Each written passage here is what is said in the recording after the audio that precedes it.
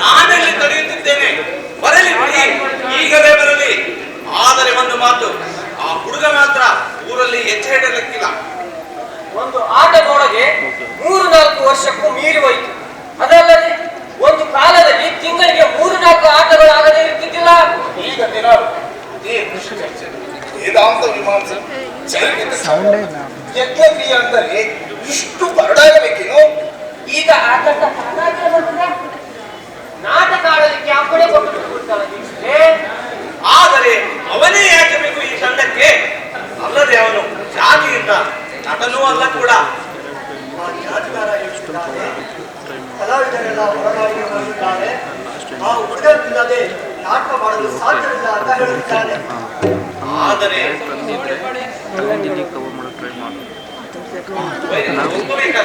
ಹಾಗಾದರೆ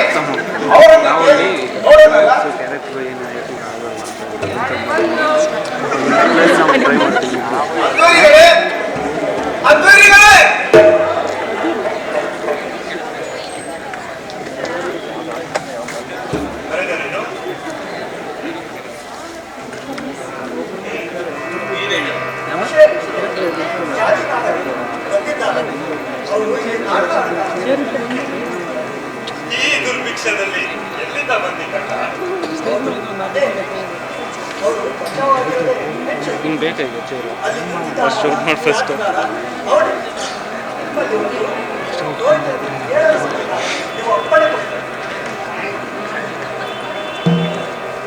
ಆದಿಯಲ್ಲಿ ಪ್ರಜಾಪತಿ ಬ್ರಹ್ಮನು 4 ವೇದಗಳನ್ನು ಸಂಗ್ರಹಿಸಿ ನಾಟ್ಯವೆಂಬ ಪಂಚಮ ವೇದವನ್ನು ಸೃಷ್ಟಿಸಿ ದೇವಾದಿ ದೇವನಾದ ಇಂದ್ರನಿಗೆ ಒಪ್ಪಿಸಿದನು. ಆದರೆ ಅದು ದೇವತೆಗಳಿಗೆ ಸಾಧ್ಯವಿಲ್ಲವಾದ್ದರಿಂದ ಆ ನಾಟ್ಯ ವೇದವನ್ನು ಆ ದೇವೇಂದ್ರನು ದೇವಲೋಕದಿಂದ ಭೂಲೋಕಕ್ಕೆ ತಂದು ಭರತಮುನಿಗೆ ಒಪ್ಪಿಸಿದನು. ಇದು ಬಲ್ಲವರಿಗೆ ವಿದಿತವಾದ ವಿಷಯವೇ. ಅಂದಾಗ 10 ವರ್ಷಗಳಿಂದಲೂ ನಮ್ಮನ್ನು ಸುಡುತ್ತಿರುವ ಈ ಅನಾವೃಷ್ಟಿಯನ್ನು ಕೊನೆಗಾಣಿಸಬೇಕಾದರೆ ಈ ಮಹಾಯಜ್ಞದ ಜೊತೆಗೆ ಒಂದು ಸಾಕ್ಷಿ ಯಜ್ಞವಾಗುವುದು ನಿಂತವಲ್ಲವೇ? ಆ ಹುಟ್ಟಿಗಾಗಿ ಇಂದ್ರಾದಿ ದೇವತೆಗಳು ಹಸಿರಿರುವಂತೆ ನಾಟ್ಯಕ್ಕಾಗಿ ಅವರ ಕಣ್ಣು ಕಿವಿಗಳು ಹಸಿರಿರುತ್ತವೆ ಅಂತಲೇ ನಾವು ಅಪ್ರಬುದ್ಧರು ಇಂದ್ರ ವಿಜಯ ನಮ್ಮ ಪ್ರಸಂಗವನ್ನು ಆಡ ಬಯಸುತ್ತೇವೆ. ಆದ್ದರಿಂದ ಅಪ್ಪಣೆಯಾದರೆ ಆಟಕ್ಕೆ ಅಣಿಯಾಗುತ್ತೇವೆ. ನನ್ನನ್ನು ಕರೆದದ್ದು ಯಾಕೆ ತಿಳಿಯಲಿಲ್ಲ? ಒಂದು ಸಮಸ್ಯೆ ಆಗಿದೆ. ಹೊಸ ನಾಟಕವನ್ನು ಆಡಲು ಹೊಸ ಕಲಾವಿದರು ಬೇಕಾಗಿದ್ದಾರೆ ಅಂತ ರಾಜಕಾರಣ ತಿಳಿಸಿದ್ದಾರೆ. ಹೌದು, ನಾನು ಆ ಜಾತಿಕಾರಕ್ಕೆ ಪರಿಪಾರಿಯಾಗಿ ಕೇಳಿಕೊಂಡು ಆ ಹುಡುಗ ಬೇಡ ಇನ್ನೊಬ್ಬ ಹುಡುಗನನ್ನು ಆರಿಸುವಲ್ಲ. ಆದರೆ ನಿಮ್ಮ ತಮ್ಮ ಒಂದು ಭಿನ್ನವನ್ನು ಮಾಡಿಕೊಂಡಿದ್ದಾರಂತೆ ಜಾತಿಕಾರನೇ ಹೇಳುತ್ತಾರೆ. ಏನು ಭಿನ್ನ? ತಮ್ಮನ್ನು ಮಾಡುವ ವಿನಮ್ರ ವಿಜ್ಞಾಪನೆಗಳು. ಅಣ್ಣ ಭರವಸೆ ನೀನೆ ನನಗೆ ಒಮ್ಮೆ ಹೇಳಿದ್ದೆ, ಭರತ ಮುನಿಯ ಪುತ್ರರು ಕೂಡ ನಾಟಕದಲ್ಲಿ ಪಾತ್ರ ಧರಿಸಿ ಜಾತಿ ಭ್ರಷ್ಟರಾದರು, ಪತಿತರಾದರು ಅಂತ. ನಿನಗೆ ನಿನ್ನ ಬ್ರಹ್ಮತ್ವದ ಹಂಗಿದ್ದರೆ ನಾಟಕ ಕುರಿತಗಳನ್ನು ಬಿಟ್ಟು ಬಿಡುವಂತ. ಅಂತೂ ನಿನ್ನ ಮಾತು ಕೇಳಿ ನಾನು ನಾಟ್ಯದ ಹಂಬಲ ಬಿಟ್ಟೆ. ಆದರೆ ಇವತ್ತು ನಾನು ಬ್ರಹ್ಮಂತಕ, ಸ್ವಂತ ತನ್ನ ತಂದೆಯನ್ನೇ ಕೊಲೆ ಮಾಡಿದ ಪಾತಕಿ, ಬಹಿಷ್ಕೃತ. ಆದ್ದರಿಂದ ನಾಟಕದಲ್ಲಿ ಪಾತ್ರ ಹಾಕುವ ಯೋಗ್ಯತೆ ನನಗಿದೆ. ದಯಮಾಡಿ ನಿಷೇಧ ಮಾಡಬೇಡ ಅಲ್ಲ. ವೈರಿಗಳೇ, ನಿಮ್ಮ ತಮ್ಮನ ಜೊತೆಯಿಂದ ಯಜ್ಞಕ್ಕೇನಾದರೂ ಹೊಡಕುಂಟಾದರೆ ವಿಘ್ನದ ಛಾಯೆ ಬಿದ್ದಾಗಲೇ ಯಜ್ಞ ಹೆಚ್ಚು ಅರ್ಥಪೂರ್ಣವಾಗುತ್ತದೆ. ಅಲ್ಲ, ಆ ದಿನ ನೀವೇ ಅವನನ್ನು ರಾಕ್ಷಸ ಎಂದಿದ್ದೀರಿ, ಜರಿದಿದ್ದೀರಿ, ಅಲ್ಲದೆ ಯಜ್ಞಕುಂಡದಿಂದ ಹೊರ ಹಾಕಿದ್ದೀರಿ. ಬಹುಶಃ ರಾಕ್ಷಸರನ್ನು ಯಜ್ಞದಿಂದ ದೂರ ಇಡಬೇಕಾಗುತ್ತದೆ. ಅದು ಒಂದು ಪ್ರಾಣಬಂಧ. ಬರಲಿ ತಂಡ, ಆಗಲಿ ನಾಟಕ, ನಾವೆಲ್ಲರೂ ನೋಡೋಣಂತೆ.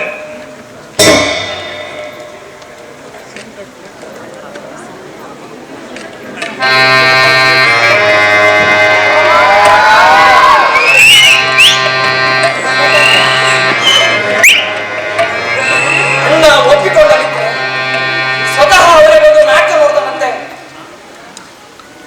ಆದ್ರೆ ನೀನೆಲ್ಲಿದ್ದಿ? ನೀವ್ ಯಾಕಿಲ್ಲ?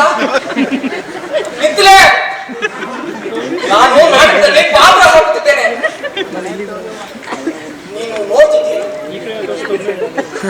ನೋಡು, ದಯಮಾಡಿ ನೋಡು. ಇಷ್ಟೆಲ್ಲ ವರ್ಷ ಹಂಬಲಿಸಿದ್ದಕ್ಕೆ ಈ ಹೊತ್ತು ಈ ಮುಹೂರ್ತ ಕೂಡಿ ಬಂದಿದೆ. ನನಗೂ ಗೊತ್ತು, ನಿನಗೂ ಗೊತ್ತು, ಅಣ್ಣನಿಗೂ ಗೊತ್ತು. ನಿಜವಾದ ನಾಟಕ ಇದಲ್ಲ. ನಿಜವಾದ ನಾಟಕ ಇನ್ನೆಲ್ಲೋ ಆರಂಭವಾಯಿತು. 1 ತಿಂಗಳ ಹಿಂದೆ ಅಂದು ನಾನು ನೀನು ಒಂದಾಗಿ ಒಂದು ಹೊಸ ಜೀವನವನ್ನು ಆರಂಭಿಸುವ ಸನ್ನಾಹದಲ್ಲಿದ್ದು ನಾನು ನಿಮ್ಮೂರ ಹಿರಿಯರಿಗೆ ಪ್ರಮಾಣ ಮಾಡುವ ಸಂಭ್ರಮದಲ್ಲಿದ್ದೆ.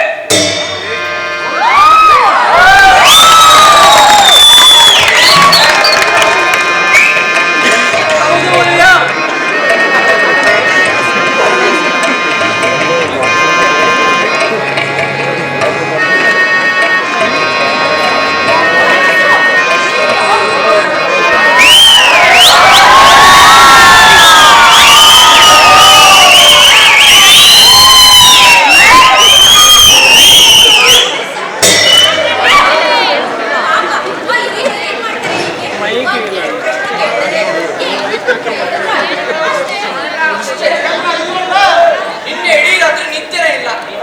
ನೆನಪಾದಾಗೆಲ್ಲ ಅಡುಬರ್ಸಿ ಎದ್ದು ಕೂತಿದ್ದೆ. ಎಲ್ಲರೂ ನಿನಗೆ ಗೊತ್ತಿರೋರೆ ಅಲ್ಲ. ಲಗ್ನ ಆಗೋ ಮೊದಲು ಎಲ್ಲ ಗಂಡಸರು ಮಾಡೋ ವಿಧಿ. ಅದ್ರಲ್ಲಿ ಏನಿದೆ ಮಹಾ? ಏನಿದೆ? ಬಾಯಿ ಬಿಟ್ಟು ನಾನು ಷಂಡನಲ್ಲ, ವೀರ್ಯವಂತ. ನನಗೆ ಯಾವ ರೋಗ ರುಜಿನಗಳಿಲ್ಲ. ನಾನು ಈ ಹೆಣ್ಣಿನ ಬಯಕೆಗಳನ್ನು ಪೂರೈಸಬಲ್ಲೆ ಅಂತ ಹೇಳ್ಬೇಕೇನು? ಅಷ್ಟೇ ಹೇಳಿಕೆ. ಇಡೀ ಊರಿನೆದುರಿಗೆ ಠಾಣ ಡಂಗೂರ. ಮತ್ತೆ ನೀನ್ ಪಾಡಿಗೆ ನೀನ್ ಹೇಳ್ಕೊಂಡು ಏನ್ ಪ್ರಯೋಜನ? ನಿಮ್ ಜಾತಿ ಹುಡುಗರಿಗೆಲ್ಲ ಸಲೀಸಾಗಿರಬಹುದು. ನಾನು ಹೇಳಿ ಕೇಳಿ ಬ್ರಾಹ್ಮಣ, ಮಂತ್ರ ಘೋಷಗಳಲ್ಲಿ ಮುಳುಗಿ ಧೂಮ ಪಟಲದ ಮರೆಗೆ ನಿಂತು ಸೂಚ್ಯವಾಗಿ ಕೂಡುವ ಹೇಳೋದು ಬಿಟ್ಟು ಹೀಗೆ ಘಂಟಾಘೋಷವಾಗಿ. ಹೌದು, ಎಲ್ಲರೂ ಬಂದಿರ್ತಾರೇನು? ಎಲ್ರು ಮಾತ್ಬಿಡು. ನೀನ್ ನಿನ್ ಮನೆ ಮಂದಿಯನ್ನು ಹೇಳಿದ್ದೇನು? ಹೆದರಿಸಿದ್ದೇನು? ಅಂದ್ರೆ ಇಲ್ಲ. ಯಾಕೆ? ನಿಷಾದರ ಕನ್ಯೆಯನ್ನು ಮಾಡ್ಕೊಳ್ತೀನಿ ಅಂತ ಹೇಳಲಿಕ್ಕೆ ನಾಚಿಕೆ ಆಗ್ತದೇನು? ನಾಚಿಕೆ? ನನಗೆ ನಾಚಿಕೆ ಇಲ್ಲ. ತೋರಿಸ್ತೇನೆ.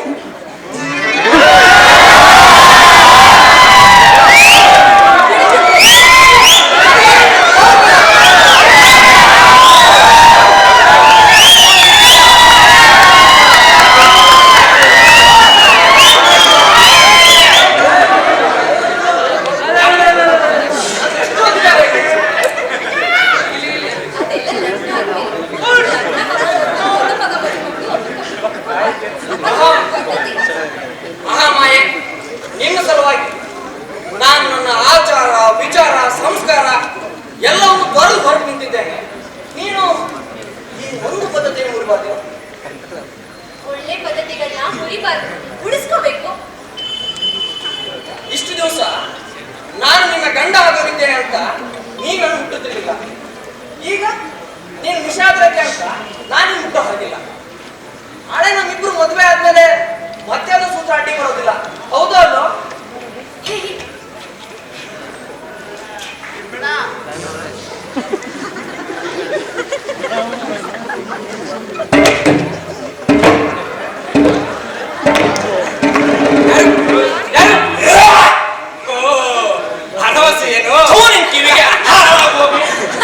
ಅಜ್ಜ, ತಾನ್ಯಾರು ಅಂತ ನೀನು ಗುರ್ತಾಗ್ಬಾರ್ದು ಅಂತ ಬೇಕಂತ ಅಡ್ಡಡ್ಡ ಹೆಜ್ಜೆ ಯಾಕೆ ನಡೀತಿದ್ದ?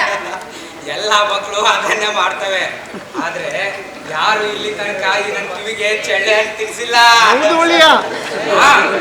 ಎಲ್ಲ ಮುಖದ ಗುರುತು ಸಿಗ್ತದಲ್ಲ, ಹಾಗೆ ಹಾಗೆ ನನಗೆ ಹೆಜ್ಜೆ ಗುರುತು ನೋಡ್ತಾರೆ. ನೀನು ನಿನಗೂ ಒಂದಲ್ಲ ಒಂದಿನ ತೋರಿಸ್ತೀನಿ. ಆಗ್ಲಪ್ಪ, ಅದೇ ತೋರಿಸ್ತೀವ.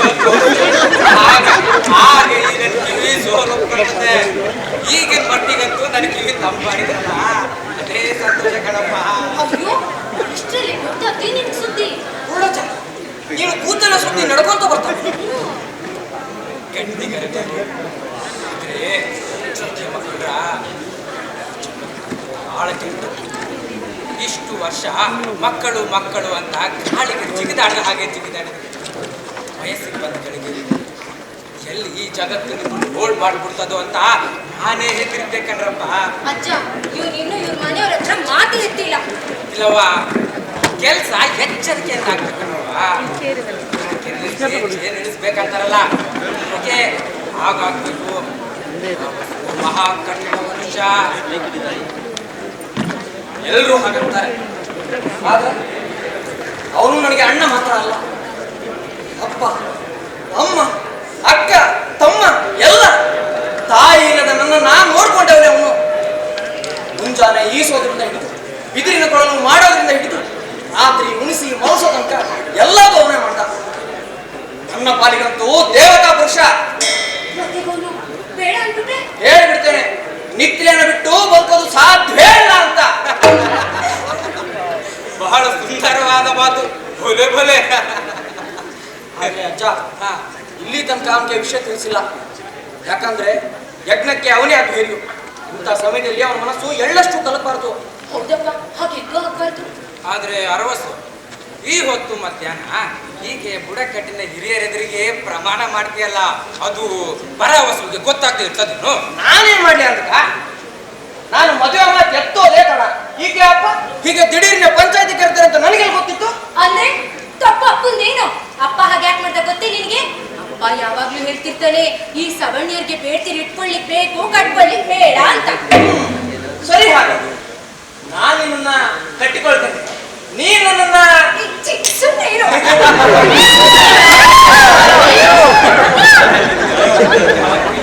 ಹೇಳಿಲ್ಲ ಇರ್ತಾನವನು. ಇದ್ದಾನೇನು ಆಶ್ರಮದಲ್ಲಿ? ಇಲ್ಲ, ನಿಮ್ಮ ಆಶ್ರಮದ ಕಡೆಗೆ ಹೋಗ್ತೇನೆ. ಅಮ್ಮನ ಅಲ್ಲಿ ಬಂದು ಭೇಟಿಯಾಗ ಅಂತ ಕಳಿಸ್ತಾರೆ. ಏನೋ ಅಜ್ಜ, ಯಾವಾಗ್ರೀತ 10 ವರ್ಷ ಕಾಡ್ಗೋಗಿ ಬಂದಿದ್ದಾರೆ ನಿಜ, ಆದ್ರೆ ದೊರಕಿಸ್ಕೊಂಡಿದ್ದಾದ್ರು ಏನು ಅಂತ. ಏನು ಸಾಧಿಸಿದ? ಬ್ರಹ್ಮಜ್ಞಾನ ಸಾಧಿಸಿದ, ವೇದಗಳ. ಅದಕ್ಕಾಗಿ 10 ವರ್ಷ ಕಠೋರ ತಪಸ್ಸು ಮಾಡ್ದ ಕಣಮ್ಮ, ಕಠೋರ ತಪಸ್ಸು ಮಾಡ್ದ. ಅದ್ ನಿಜ ಅಜ್ಜ, ಆದ್ರೆ ಇಂದ್ರ ಬಗ್ಲಿಲ್ಲ.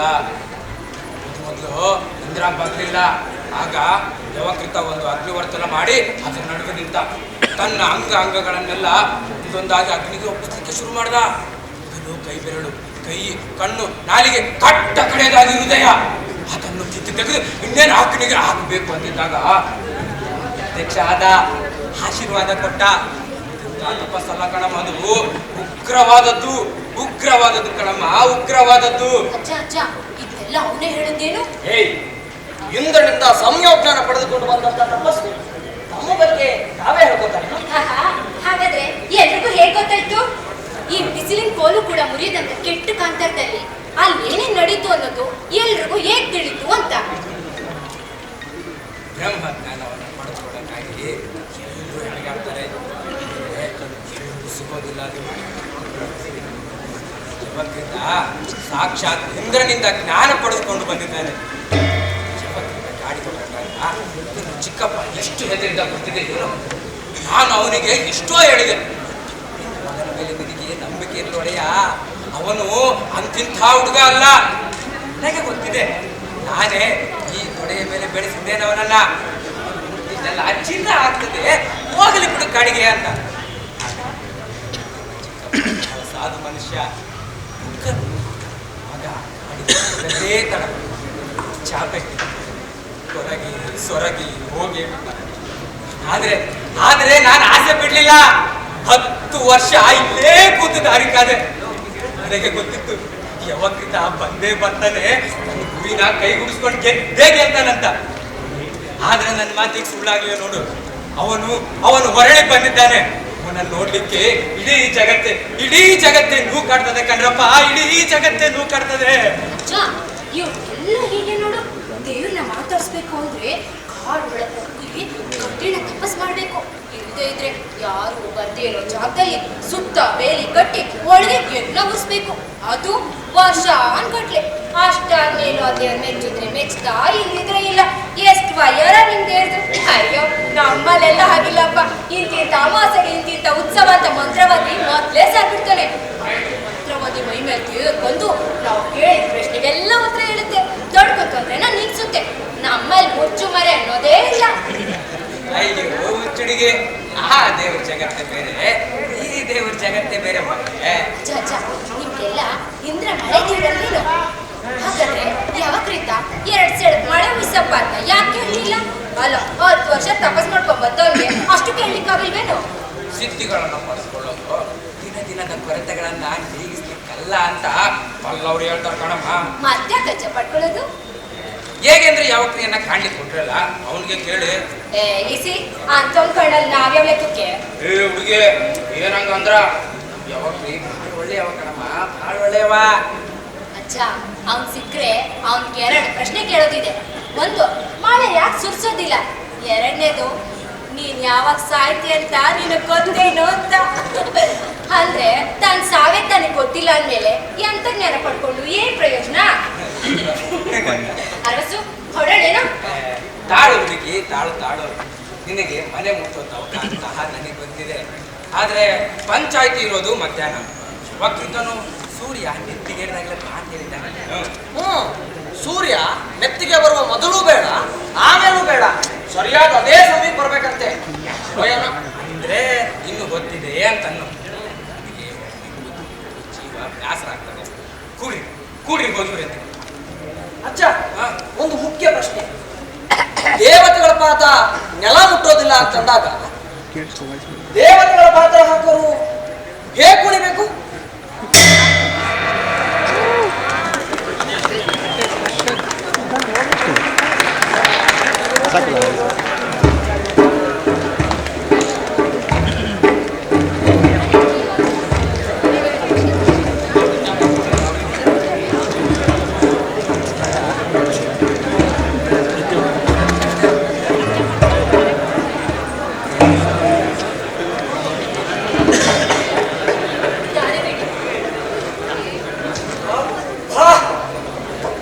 ಕೊನೆಗೂ 2 ಶಬ್ದಗಳಾದರೂ ಕೇಳಿಸಲಿಕ್ಕೆ ಸಿಕ್ಕವಲ್ಲ. ಆದರೆ ಅವುಗಳ ಸಲುವಾಗಿ 4 ದಿನ ತಪಸ್ಸನೆ ಮಾಡಬೇಕಾಯಿತು. ಏನು ಕಡಿಮೆ ದೀಕ್ಷಕ, ಯಾರಿದ್ದರಲ್ಲಿ ಆಶ್ರಮದೊಳಗೆ? ನಿನ್ನ ಮಾವ ಊರಲಿಲ್ಲ, ವೈದ್ಯ ನನ್ನ ಕಾಲಿಗೆ ನಾಯಿಗೆ ನಿಂತು 2 ಮಾತಾಡಿ ಹೋಗಬಹುದಲ್ಲೇ? ನಾಳೆ ನನ್ನ ಮಾವ ತಿರುಗಿ ಬರ್ತಾರೆ. ಕೇಳೋದನ್ನೆಲ್ಲ ಅವರಿಗೆ ಕೇಳಿ. ನಾನಿಲ್ಲಿ ಬಂದಿರೋದು ದೊಡ್ಡಪ್ಪನ ಜೊತೆ ಮಾತಾಡಲಿಕ್ಕೆ ಅಂತ ತಿಳ್ಕೊಂಡೆ. ಪರಪುರುಷರ ಸಂಗಡ ಹರಟೆ ಹೊಡಿತಾ ನಿಲ್ಲೋದು ಹೆಂಗಸರಿಗೆ ಶೋಭಿಸುವುದಿಲ್ಲ. ಪರ ಪುರುಷ, ಪರಾಪುರುಷ. ಧನ್ಯ ಧನ್ಯನಾದೆ. ನಾನು ಈಗ ಗರತಿ ಪರಸ್ತ್ರೀ. ಗೊತ್ತಿದೆ. ನಾನು ಆಶ್ರಮಕ್ಕೆ ಹೊರಗೆ ಬಂದರೆ ಮೊದಲು ಗೊತ್ತಾದ ಸುದ್ದಿ ಅದೇ. ನೀನು ಪರಾವಸನ ಹೆಂಡತಿ. ಕೇಳಿ ದಿಗಿಲಾದೆ, ಎದೆನೆ ಹೊಡೆದಂಗಾಯ್ತು. ಆದರೆ ಆಮೇಲೆ ನೀನು ಮಾಡಿದ್ದು ಸರಿ ಅಂತ. ಎಷ್ಟು ವರ್ಷ ಕಾಯ್ದು ಸಾಧ್ಯ ಇತ್ತು? 10 ವರ್ಷ, ದೀರ್ಘವಾದ ಅವಧಿ. ಯಾವ ಸುದ್ದಿನೂ ಇಲ್ಲದಿದ್ದವಂತೂ ಇನ್ನೂ ದೀರ್ಘ. ಆದರೆ 10 ವರ್ಷಗಳಿಂದ ನಾನೊಂದು ಪ್ರತಿಜ್ಞೆ ಮಾಡಿದ್ದೆ, ನೆನಪಿದೆ ವಿಶಾಖ? ನಿನ್ನನ್ನ ಬಿಟ್ಟು ಇನ್ನೊಬ್ಬಾಕೆಯ ಮುಖ ನೋಡಲಿಲ್ಲ ಅಂತ. ಇಂದಿಗೂ ಆನೆ ಮುರಿದಿಲ್ಲ. ಹಳೆಯ ಮಾತು ಅದೆಲ್ಲ ತಗೊಂಡು ಈಗೇನಾಗಬೇಕಾಗಿದೆ? ಏನು ಆಗಬೇಕಾಗಿಲ್ಲ. ಆದರೆ ಅಂತ ನಿಷ್ಠೆಗೆ ಪ್ರತಿಫಲ ಅಂತಾದರೂ ಸ್ವಲ್ಪ ಕೊಡಲಿಸಿ 5 ನಿಮಿಷ ಅಡ್ಡೆ ಹೊಡೆದು ಹೋಗುವಂತ ವಿನ್ನಹ ಮಾಡೋ ಅಧಿಕಾರ ಏನು ನನಗೆ?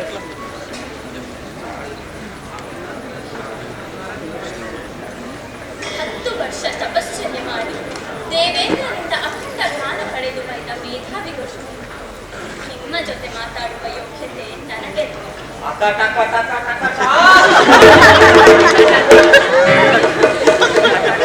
ದಯಮಾಡಿ ಬಹುವಚನ ಬಳಸೋದನ್ನು ನಿಲ್ಲಿಸ್ತೇನೆ. ಒಂದು ವಾಕ್ಯದಲ್ಲಿ ಎಲ್ಲವನ್ನು ಎಷ್ಟು ಸರಳವಾಗಿ ಖಂಡಿಸಿಬಿಟ್ಟೆ. ಘನಘೋರ ತಪಸ್ಸೆ, ದೇವೇಂದ್ರನ ಅನುಗ್ರಹ, ಅಖಂಡ ಜ್ಞಾನ ಎಲ್ಲ ನಿಜ. ಆದರೆ ಇಷ್ಟೆಲ್ಲ ಮಾಡಿ ಗಳಿಸಿದ್ದೇನೂ ನನಗೆ ಗೊತ್ತಿಲ್ಲ. ಘೋರಾರಣ್ಯದಲ್ಲಿ ಬಾಳು ಎಂಥ ಬಾಳದು. ಆದರೆ ಪೀಡಿಸುವವರು ಯಮದೂತರಲ್ಲ. ಚಿಕ್ಕ ಸೊಳ್ಳೆ, ಕಟ್ಟಿದೆ, ಕಡಿಜೀವಿ, ಮೇವಿನ ಸೋಂಕಿ, ಚಿಗಳೆ, ಧೂಳಿ ಒಳಗೆ ಬಿಡಿನಗರ. ಮನೆಗೂ ಈ ಶರೀರಕ್ಕೆ ನೆನಪಿರೋದು ಅದೇ. ನಾನು ದೇವೇಂದ್ರನನ್ನು ಜಪಿಸಿದ್ದಕ್ಕಿಂತ ಈ ಕ್ರಿಮಿಕೀಟಗಳನ್ನು ಶಪಿಸಿದ್ದೆ.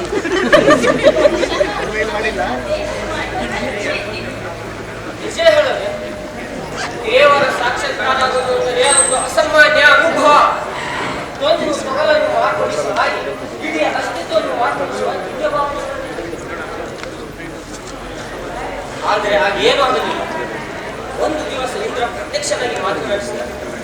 ದಾರಿ ಹೋಗ ಹಾಗೆ ಮಾತಾಡಿಸಿದ್ದಾರೆ. ತಪಸ್ಸಿನಿಂದ ಜ್ಞಾನ ಸಿಗೋದಿಲ್ಲ, ಅದು ಜೀವನದಿಂದ ಹೊಮ್ಮಿ ಬರಬೇಕು, ಅನುಭವದಿಂದ ಬರಬೇಕು, ಅಧ್ಯಯನದಿಂದ ಬರಬೇಕು ಎಂದ. ನಾನು ಇಲ್ಲ, ನೀನು ದೇವೇಂದ್ರ, ನಿನಗೆ ಅಸಾಧ್ಯವಾದದ್ದೇನಿಲ್ಲ, ನನಗೆ ಸರ್ವಜ್ಞಾನವನ್ನು ದಯಪಾಲಿಸುವಂತ ಹಠ ಹಿಡಿದು ಏನಿತ್ತು ಹುಡುಗತನ, ಹೇಳಿದರೆ ತಿಳಿಯಲಿಲ್ಲೇನು ಎಂದು ಹೊರಟುವ ಆಗ ಮತ್ತೆ ತಪಸ್ಸು, ಇನ್ನು ಘೋರ ತಪಸ್ಸು, ಎಷ್ಟೋ ತಿಂಗಳು, ಎಷ್ಟೋ ವರ್ಷ. ಆಗ ಅಷ್ಟೇ ಅನಿರೀಕ್ಷಿತವಾಗಿ ನಿನ್ನ ಘೋಷಿಸ್ತಾನೆ. ಯಾಕೆ ಈ ಹತ್ಯೆ ಅವಕೃತ? ಮರಳಿನ ಸೇತುವೆ ಕಟ್ಟಿ ತುಂಬು ಹೊಳೆ ದಾಟಲಿಕ್ಕಾಗುವುದಿಲ್ಲೇನು ಅಂತ ಕೇಳ್ತಾನೆ. ನಾನು ಮಂಡ್ಯವಿಲ್ಲ, ಇನ್ನೊಂದು ಹೊರಡಿಸುವಾಗ ಕೊನೆಗೂ ದೇವೇಂದ್ರ ಉಳಿದನಲ್ಲ, ಅದು ಮುಖ್ಯ. ಕೊನೆಗೂ ನಾನು ಗೆದ್ದೆ, ನಾನು ಗೆದ್ದೆ, ನಾನು ಗೆದ್ದೆ ಅಂತ ನಾನೇ ನಿರ್ಧಾರ ಮಾಡಿ ಮನೆ ಹೊರಳಿ ಬಂದೆ. ಆದರೆ ಬಯಸಿದಷ್ಟು ಗೆದ್ದಿರಲಿಲ್ಲ, ಜ್ಞಾನನೇ ಅಲ್ಲೇ ನೋಡೇ ನೋಡ್ತೀಯವ. ನಾನು ನೋಡೋದು ಈ 10 ವರ್ಷಗಳಲ್ಲಿ ನನ್ನ ಅಸ್ತಿತ್ವದ ಒಂದು ಮೂಲ್ಯ ಮಾತ್ರ ಆಗದೆ ಅಚ್ಚರಿತೆ ಉಳಿದಿದೆ ಶಾಖ. ನನ್ನ ಮಾತಿಗೆ ನಿನಗೆ ಸಿಟ್ಟು ಬಂದರೆ ಹೊರಟು ಹೋಗು, ಮತ್ತೆ ನನ್ನನ್ನು ಎಂದು ಮಾತನಾಡಿಸಬೇಡ. ಆದರೆ ಇಷ್ಟು ಹೇಳಿ ಹೋಗು. ತಪಸ್ಸೇನೆ ಮುಗಿತು ಅಂತ ಅನಿಸಿದ ಆ ಆಯಸ್ಸಿಗೆ ನಾನು ಅಲ್ಲೇ ಎಚ್ಚರದಲ್ಲಿ ಕುಸಿದು ಬಿದ್ದೆ. ಎಷ್ಟು ದಿವಸ ಹಾಗೇ ಬಿದ್ದು ಕೊಟ್ಟೇನೋ ನನಗೆ ನೆನಪಿಲ್ಲ. ಆದರೆ ಮೂರ್ಛೆ ತಿಳಿದಾಗ ನನ್ನ ಕಂಡದಲ್ಲಿ ಮೂಡಿದ ಗೊತ್ತಿದೆ. ನನ್ನ ಇಂದ್ರಿಯಗಳನ್ನು ದಹಿಸುತ್ತಿತ್ತು. ಇಷ್ಟೆಲ್ಲ ತಪಸ್ಸು ಮಾಡಿದ ಮೇಲೂ ನೀನು ಬೆಳೆದೇ ಮಾತುಗಾಟ ನೆನಪಿಟ್ಟಿದ್ದೀಯೇ? ನನ್ನ ಪಾಲಿಗೆ ಆ ಗಳಿಗೆಗೆಂದು ಆಸೆ ಹೋಯಿತು. ನಿನ್ನ ಇಂದ್ರ ಅಮರನಾಗಿರಬಹುದು, ನಾನಲ್ಲ. ಈ 4 ದಿವಸದಿಂದ ನೋಡಿ ನನ್ನ ಕೈಕಾಲು ತಣ್ಣಗಾಗುತ್ತಿದ್ದವು. ಈಗ ಪಾಪ ಅನಿಸುತ್ತೆ. ಹೋಗ್ಬೇಡ ಇದು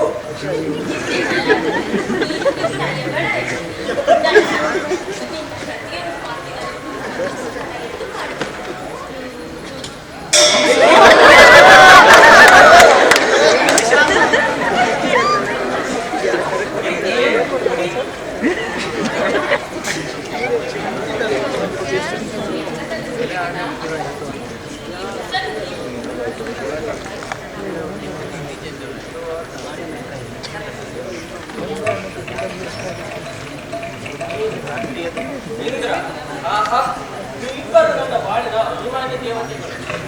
ಆದರೆ ನಿಮ್ಮಿಬ್ಬರ ದಶೆಯಿಂದ ನನ್ನ ಬಾಳಿಗೆ ಬ್ರಹ್ಮಚರ್ಯ ಬಂತು.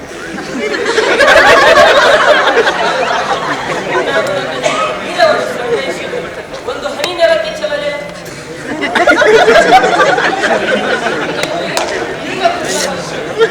ಹಾಗೆ ಹೊರಗೆ ನಾನಿನ್ನೂ ನನಗೇನು ಗೊತ್ತಿಲ್ಲ.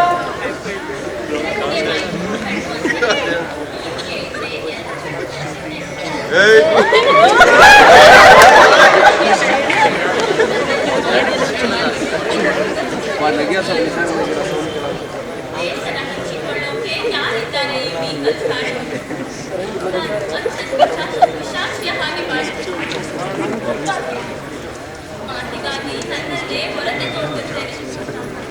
ಬೆಲೆಗೆ ಕಟ್ಟು ಆ ಮಾತಿನ ಸೆಲವಿನಲ್ಲಿ ನೀಯಕ್ಕೆ ಬಿಟ್ಟು ಆಮೇಲೆ ಏನು ಬೇಕೋ ಅದನ್ನು ಹೇಳಿ.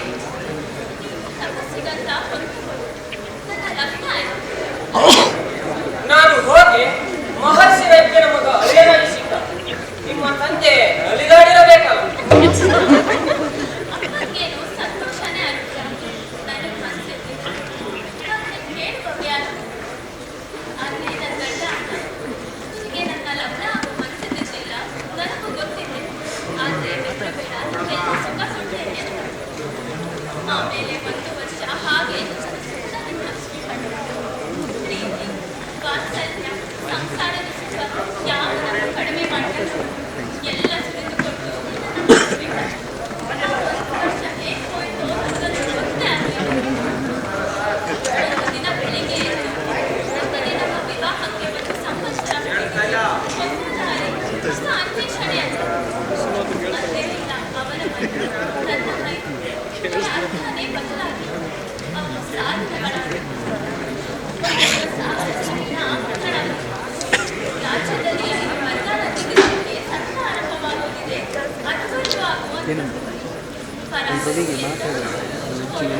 ಸೂರ್ಯ ಇನ್ನೂ ಸ್ವಲ್ಪ ಹೊತ್ತಿನಲ್ಲಿ ನೆತ್ತಿಗೇರ್ತಾನೆ.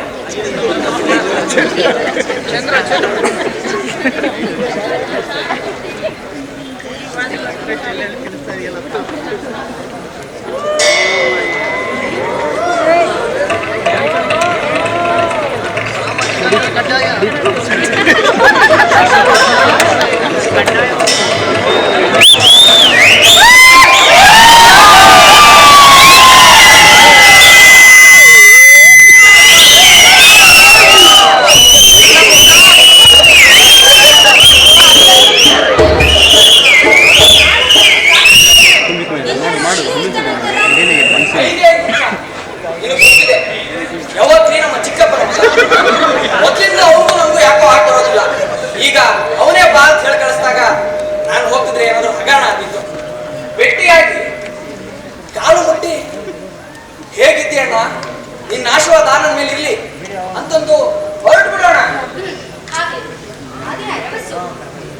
ಯಾರು ಸತ್ಯ ಇಲ್ವಲ್ಲ, ಅವ್ನು ಸುಮ್ನೆ ಹಾದಿ ಕಾಯಿಸೋದಿಲ್ಲ. ಹೌದೋ ಅಲ್ವೋ?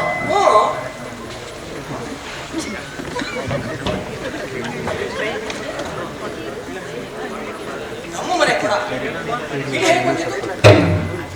ಅತ್ತಿಗೆ ಮರಕ್ಕೆ ಹೋದೇನು?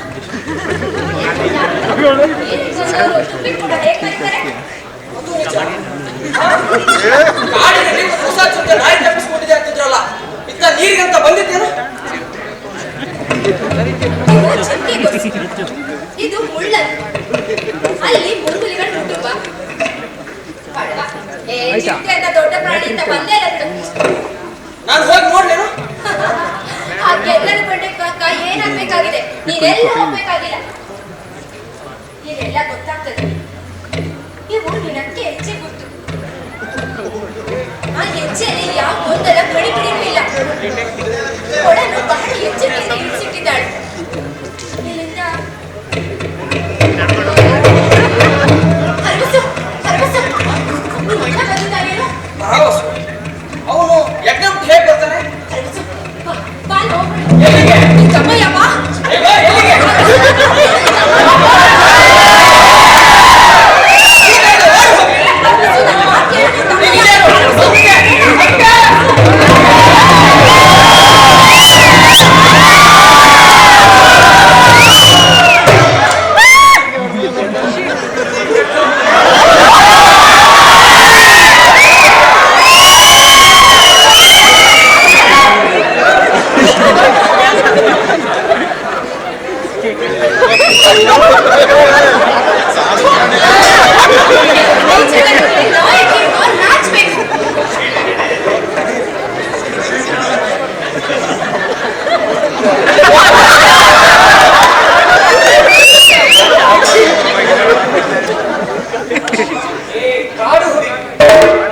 ನನ್ನ ಸಾವಿನ ಬೆಲೆಗೆ ನನಗೇ ಗೊತ್ತಿದೆಯೇನು ಅಂತ ಉಡೋಚನಿಗೆ ಕೇಳಿದಾಕೆ ನೀನೇ ಅಲ್ಲೇನು? ನಿಮ್ಗೆ ಗೊತ್ತಾಯ್ತು? ನಿನ್ನ ಅಧಿಕ ಪ್ರಸಂಗತನಕ್ಕೆ ಹೇಳ್ತೇನೆ ಕೇಳು.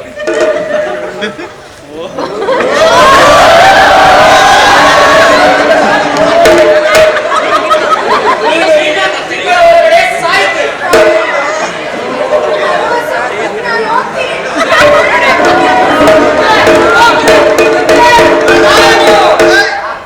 ಆ ಚಾಚು ಬಂಡೆಯ ಪಕ್ಕದ ಅಶ್ವತ್ಥ ಮರದಡಿ ಇರುತ್ತೇನೆ.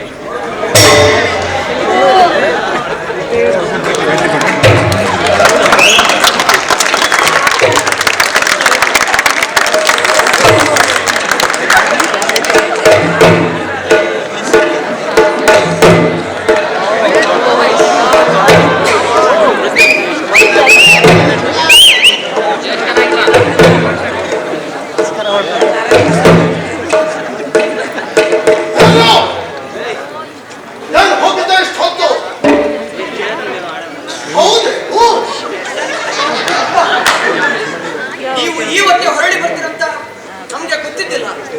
ನನಗೂ ಗೊತ್ತಿದ್ದಿಲ್ಲ. ಬಹುಶಃ ಹೀಗೆ ಹೇಳದೆ ಬರ್ತಾ ಇದ್ರೆ ಒಳ್ಳೇದು ಅನ್ನಿಸ್ತದೆ. ತಡೆ,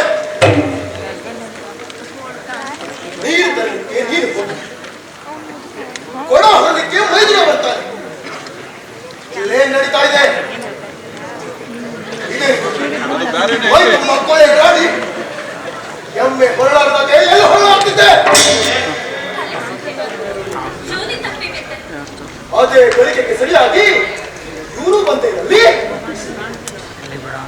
ಇಷ್ಟೊಂದು ಇಬ್ರಲ್ಲಿ ಏನ್ ಮಾಡ್ತಾ ಇದ್ರಿ? ಅಪ್ಪ ನಿದ್ರೇನು ಇತ್ತು ಯಾರು? ವಿಷಾದರ ಕನ್ಯೆ. ಇನ್ನು ಅನಾರ್ಯರ ಸಹವಾಸ ಬಿಟ್ಟಿಲ್ಲ ನೀನು? ಹೇಳಿ, ಬೇರೆ ಯಾರಿದ್ರು ಅಲ್ಲಿ? ಯಾರು ಇಲ್ಲ, ನಾನು ಹೋಗ್ಬೇಕು. ಯಾರು ಇಲ್ದಿದ್ರೆ ಅವಳ ಕಡೆಗೆ ಯಾಕೆ ಹಾಕಿ ನೋಡಿದೆ? ಆ ಕಾಡು ಹುಡುಗಿಯ ಹೆಸರು ನಾಲ್ಕು ತೆಗೆಯಲ್ಲಿ ಈಗ ಮಾತ್ರ ಅನುಮಾನ ಯಾಕೆ? ಹೇಳು, ಯಾರಿದ್ರು ಅಲ್ಲಿ ಹೇಳು.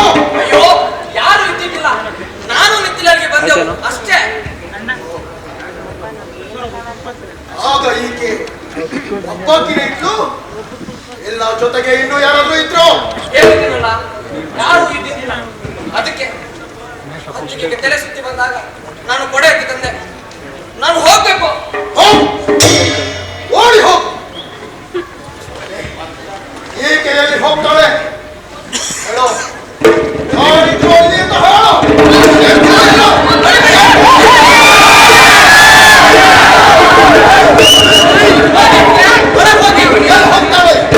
ಎಲ್ಲಿ ಹೋಗಿ ಸೇರ್ತಾಳೆ? ನಿಜ ಹೇಳೋದಂತ ನಾನು ಕೇಳಿಲ್ಲ. ಬೇಕು ಸುಳ್ಳಿರ್ತೇನೆ. ಹೇಳು.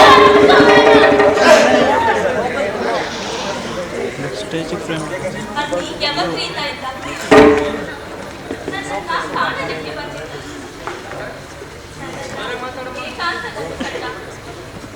ಕೋಲಾಟೆ ಹಾಗರಗಿದ್ದೆ ನನ್ನ ಶಾಪ ಕೊಟ್ಟು ಇಲ್ಲ ಬೂದಿ ಮಾಡಿಬಿಡ್ಬೋದಾಗಿತ್ತು. ಆದ್ರೆ ನಾನಿನ್ ಗಂಡ ನೋಡ್ಕೊಳ್ಳಿ, ಹೋಗಿ ಕುಳಿತಿದ್ದಾನಲ್ಲ ಅಲ್ಲಿ ಅಚ್ಚುವರಿಗೂ ಆಗಿ ಅವನು ಹೇಗಿದ್ದದನ್ನ ತಾನೇ ಬದುಕೊಳ್ಳಿ. ಆದ್ರೆ ನಾನು ಮಾತ್ರ ಯಮಕ್ರೀತನನ್ನ ಸುಮ್ಮನೆ ಬಿಡೋದಿಲ್ಲ. ಕೆಳಕಂತಾನೆ ಹೀಗೆ ಮಾಡಿದ್ದಾನಲ್ಲೇನವಾ? ಈ ರೈತ್ಯನಿಗೆ ಆಹ್ವಾನ ಕೊಡ್ತೇನೋ ಯಮಕ್ರಿ? ಇನ್ನು ನನಗಿದೆ, ನಿನಗಿದೆ. ಎಲ್ಲಿ ಹಾಕೊಡ, ಎಲ್ಲಿ ಹಾಕೊಡ.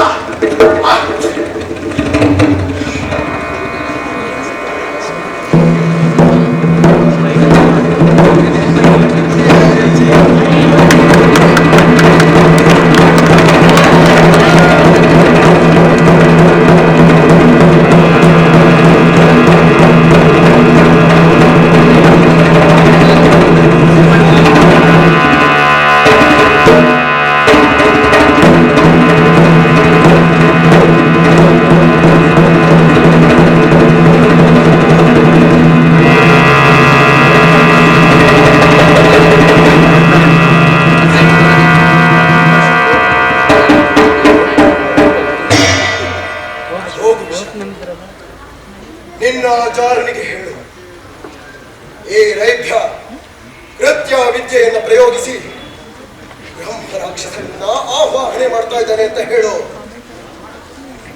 ಆ ರಾಕ್ಷಸನಿಂದ ತಪ್ಪಿಸಿಕೊಂಡು ನೀನು ಬದುಕಿ ಉಳಿಯಬೇಕಂದ್ರೆ ನಿನಗಿರುವುದು ಒಂದೇ ಉಪಾಯ.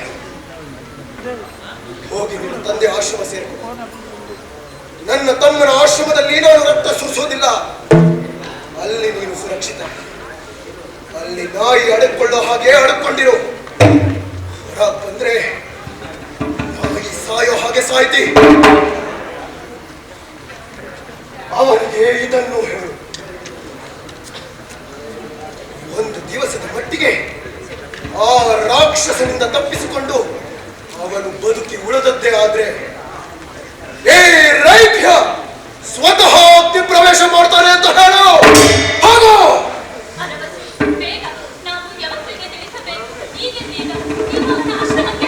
ಆದ್ರೆ ಅವನು ಈಗಷ್ಟೇ ಅಶ್ವತ್ಥಾಮರದ ಕೆಳಗೆ ಇದ್ದಾನೆ ಅಂತ ಹೇಳಿದ್ದ.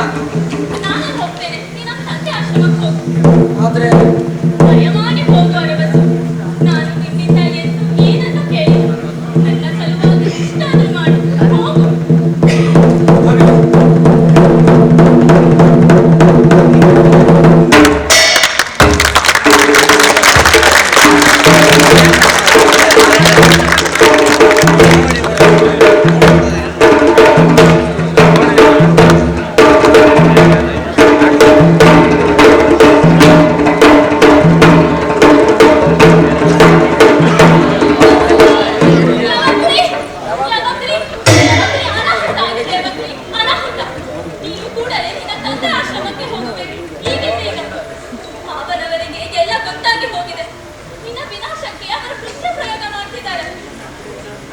ಇಲ್ಲ. ರೈಟ್ಯ ಮಹರ್ಷಿಗೆ ನನ್ನ ವಿರುದ್ಧ ಯಕಶಿತ್ ಮಂತ್ರಗಳನ್ನು ಬಳಸಲಿಲ್ಲ. ಮರ್ಯಾದೆ ತೋರಿಸಿದ ಹೆಮ್ಮೆಯ ವಿಷಯ. ತಂದೆಯ ಆಶ್ರಮಕ್ಕೆ ಹೋಗು, ಆಮೇಲೆ ಮಾತಾಡೋಣಂತೆ. ಬೇಗ. ಹೆದರಬೇಡ ವಿಶಾಖ, ಇದರಲ್ಲಿ ಅನಪೇಕ್ಷಿತವಾದದ್ದೇನೂ ಇಲ್ಲ. ಈಗ ಈ ಕಮಂಡಲಿನಲ್ಲಿ ನೀರು ಮಂತ್ರಿಸಿ ಇಟ್ಟಿದ್ದೇನೆ. ಇದರ ಪ್ರೋಕ್ಷಣೆ ಮಾಡಿದರೆ ಸಾಕು, ಆ ರಾಕ್ಷಸ ಬಲಿರನಾಗುತ್ತಾನೆ. ನನ್ನನ್ನ ಮುಟ್ಟಕ್ಕಾಗೋದಿಲ್ಲ. ನೀವು ಇಲ್ಲಿ ಬರೋ ಕಾರಣ ಇದ್ದಿದ್ದಿಲ್ಲ. ಹೀಗಾಗ್ತದೆ ಅಂತ ನನಗೆ ಗೊತ್ತಿತ್ತು. ಆದರೂ ನೀನು ಬಂದೆ, ಒಳ್ಳೆಯದಾಯಿತು. ಈಗ ನೀನೇ ನೋಡಬೇಕು. ಆದರೆ ಇದೆಲ್ಲ ಬೇಕಾಗಿಲ್ಲ ಯವತ್ತಿ. ನೀನು ಒಂದು ದಿವಸ ನಿನ್ನ ತಂದೆಯ ಆಶ್ರಮದಲ್ಲಿದ್ದರೆ ಸಾಕು. ಆ ಮುದ್ದಿ ಬೆದರುಗೊಮ್ಮೆ ಸಾಯ್ತಾರೆ. ನೆನಪಿದೆ ವಿಶಾಖ, ನೀನೇ ಒಂದು ಕಾಲದಲ್ಲಿ ನನ್ನನ್ನು ಸಂತೈಸುತ್ತಿದ್ದೆ. ನಾವು ಸಣ್ಣವರಿದ್ದಾಗ ನನ್ನ ಅಪ್ಪನಿಗೆ ಆಗ್ತಿರೋ ಅಪಮಾನಕ್ಕೆ ನಾನು ಕಣ್ಣೀರು ಹಾಕಿದಾಗ ಅದನ್ನು ನೀನೇ ಹೊರಿಸ್ತಿದ್ದೆ. ನನ್ನ ಅಪ್ಪ ಎಂಥ ಪಂಡಿತ, ಜ್ಞಾನಿ, ದಾರ್ಶನಿಕ. ಆದರೆ ಅವನ ಅಣ್ಣ ಈ ರೈಭ್ಯ ಅವನಿಗೆ ಮುಂದೆ ಬರಲಿಕ್ಕೆ ಎಡೆನೇ ಕೊಡಲಿಲ್ಲ. ಆದರೆ ಆ ಹಳೆಯ ಹಾಗೆ ಈಗ ಯಾಕೆ ತೆಗೆದಿದ್ದೀಯ ಯವತ್ತಿ? ಹಳೆಯ ಹಾಗೆ ಅದು ಹಳೆಯದಾಗಿ ಹೋಯಿತು ಅಂತ ತಿಳ್ಕೊಂಡೆ. ರಾಜ್ಯದಲ್ಲಿ ಕ್ಷಾಮ ಬಂದು 7 ಸಂವತ್ಸರಿಕ ಸತ್ರ ಆದಾಗ ಅದರ ಅದ್ದೊರೆ ಪದ ಅಪ್ಪನಿಗೆ ಬರಬೇಕಿತ್ತು. ಅದು ರೈಭ್ಯನ ಮಗ ನನ್ನ ಗಂಡನಿಗೆ ಆ ಆಮಂತ್ರಣ ಬಂದಾಗ ನಿಮ್ಮ ತಂದೆಯ ಮನೆ ಬಂದು ಹರಸಿ ಹೋಗಿದ್ರು. ಅದೇ ತುಳಿದಷ್ಟು ತುಳಿಸಿಕೊಳ್ಳುತ್ತಿದ್ದ ನನ್ನ ಅಪ್ಪ. ಮುಖದ ಮೇಲೆ ಉಗುಳಿದಷ್ಟು ಹೊರೆಸಿ ಕ್ಷಮಿಸಿ ಬಿಡುತ್ತಿದ್ದ. ಅದನ್ನು ನೋಡಿದಾಗ ಅವನ ಮೇಲೆ ದ್ವೇಷ ಅಂತ ಉಳಿಯುತ್ತಿತ್ತು. ಯಾಕೆ ತನ್ನ ಅಧಿಕಾರದ ಮಹತ್ಯೆಯನ್ನು ಕಸಿದುಕೊಳ್ಳುವುದಿಲ್ಲ? ಯಾಕೆ ಈ ಅವಹೇಳನಗಳನ್ನು ನಿಷ್ಕರಣವಾಗಿ ಸಹಿಸಿಕೊಳ್ಳುವುದಿಲ್ಲ? ನಾನು ಕಾಡಿಗೆ ಹೋಗಿ ತಪಸ್ಸು ಮಾಡಲಿಕ್ಕೆ ಅವನು ಕಾರಣ. ಆದರೆ ಇಂದು ಎಲ್ಲರೂ ನಿನ್ನ ಸಾಧನೆಯನ್ನ ಹೊಗಳುವವರು. ಉಳಿದವರು ಎಷ್ಟು ಹೊಗಳಿದರು ಏನು ಪ್ರಯೋಜನ? ಎಲ್ಲಿ ಆ ರಾಕ್ಷಸ? ಯಾಕಿಷ್ಟು ತಡೆ ಮಾಡುತ್ತಿದ್ದಾನೆ ಅವನು? ಯವತ್ತಿ, ಎಲ್ಲಿ ಆ ರಾಕ್ಷಸ? ಯಾಕಿಷ್ಟು ತಡೆ ಮಾಡುತ್ತಿದ್ದಾನೆ ಅವನು? ಎಲ್ಲಿ ಆ ರಾಕ್ಷಸ? ನಿನಗೆ ಅರ್ಥನೇ ಆಗುತ್ತಿದೆ. ಓಡಿ ಹೋಗುತ್ತಿದ್ದರೆ ಯಾಕೆ ನಿನಗೆ ಆಮಂತ್ರಣ ಕೊಡುತ್ತಿದ್ದೆ? ಆಮಂತ್ರಣ? ಏನು ಆಮಂತ್ರಣ? ಅರವಸು ಸರಿಯಾದ ಹೊತ್ತಿಗೆ ಹಳ್ಳಕ್ಕೆ ಹೇಗೆ ಬಂದ? ನಿನ್ನ ಮಾವ ಈ ಹೊತ್ತೆ ಆಶ್ರಮಕ್ಕೆ ಹೇಗೆ ಮರಳಿದ? ಇದೆಲ್ಲ ತನ್ನಷ್ಟಕ್ಕೆ ತನ್ನಷ್ಟು ಸುಲಿಸಾಗಿ ಕೂಡಿದಂತ ತಿಳ್ಕೊಂಡೆಯಾ? ಸಾಕು ಯವತ್ತಿ, ಸಾಕು. ಇನ್ನೇನು ಹೇಳಬೇಡ. ನನಗೇನು ಗೊತ್ತಾಗಬೇಕಾಗಿಲ್ಲ.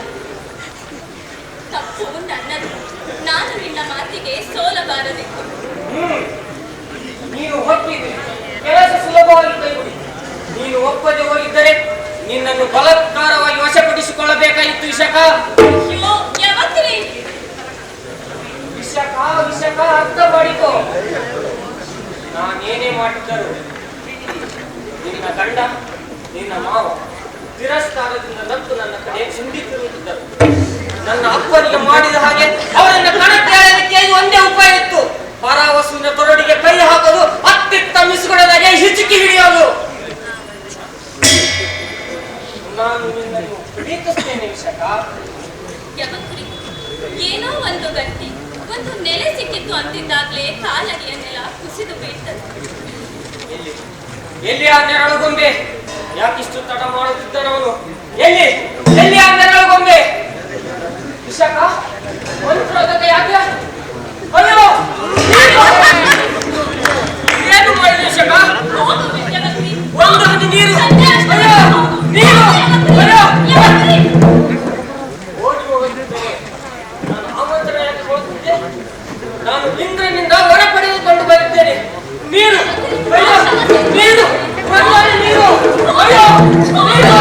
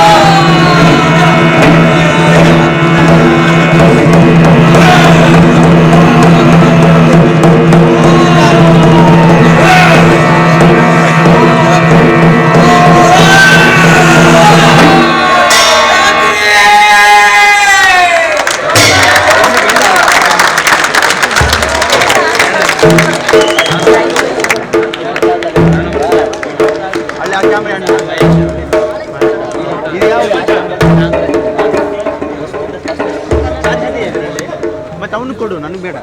ಇದರಲ್ಲಿ ಇದೆಯಲ್ಲ ಒಂದು ಕ್ಯಾರೆಟ್.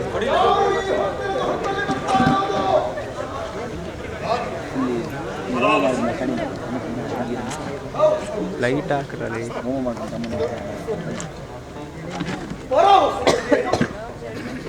ನಿನ್ನ ಆಶೀರ್ವಾದ ನನ್ನ ಶಿರಸ್ಸಿನ ಮೇಲೆ ಇಲ್ಲಿ ಇಲ್ಲೇನು ಮಾಡುತ್ತಿರುವೆ? ಅವ ಸ್ಥಾನಕ್ಕೆ ಇನ್ನು ಒಂದು ತಿಂಗಳಿದ್ದಾಗ ಯಜ್ಞ ಮಂಟಪವನ್ನು ಬಿಟ್ಟು ಹೇಗೆ ಓಡಿ ಬಂದೆ? ನಿಯಮವನ್ನು ಉಲ್ಲಂಘಿಸಿದ್ದೆ, ಕ್ರಮಭಂಗ. ಮನೆಗೆ ಬಂದು ಹೋಗಬೇಕೆಂದು ದೀಕ್ಷಾಬಂಧನವಾಗಿದೆ. ದುಷ್ಟ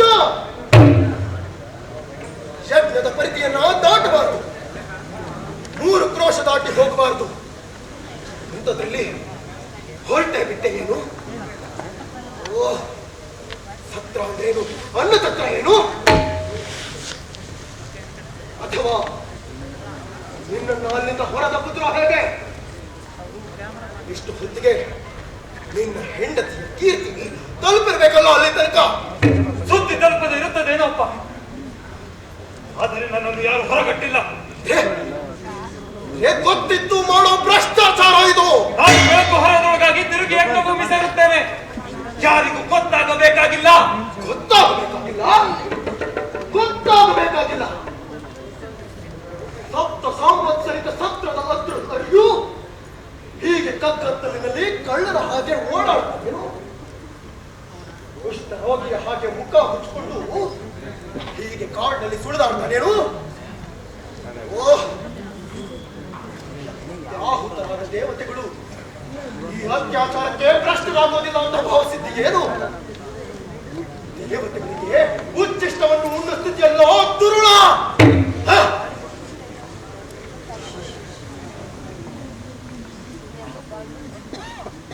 ಹೇಳು.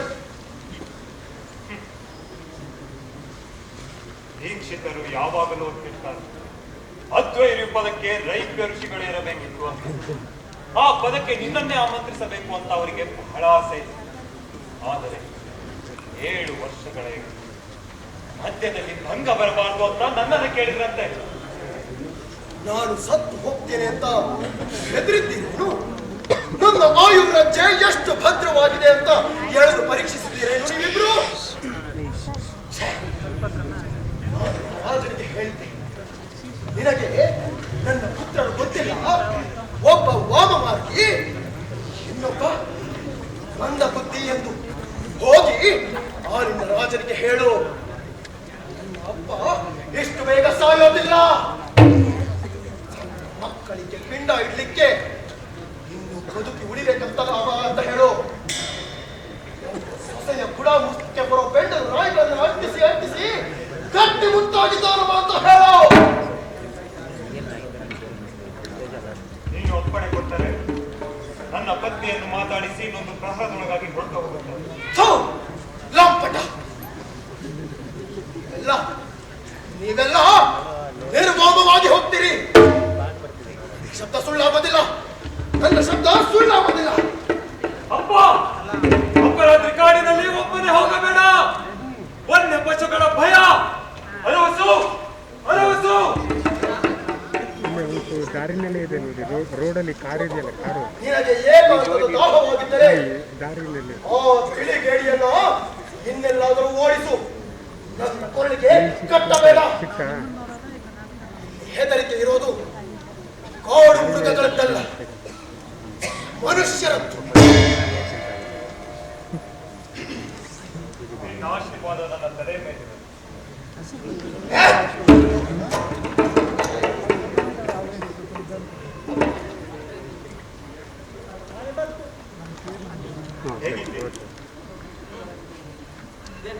ನಿನ್ನ ಕಣ್ಣುಗಳು ಯಾಕೆ ಹೇಗೆ ಉಳಿಕೊಂಡಿವೆ?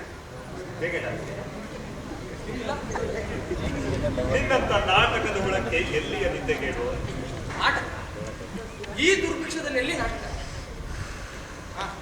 ನಾನು ಆ ಕವಳಿಗೆ ಗುಡ್ಡದ ಮೇಲೆ ಇರ್ತೇನೆ.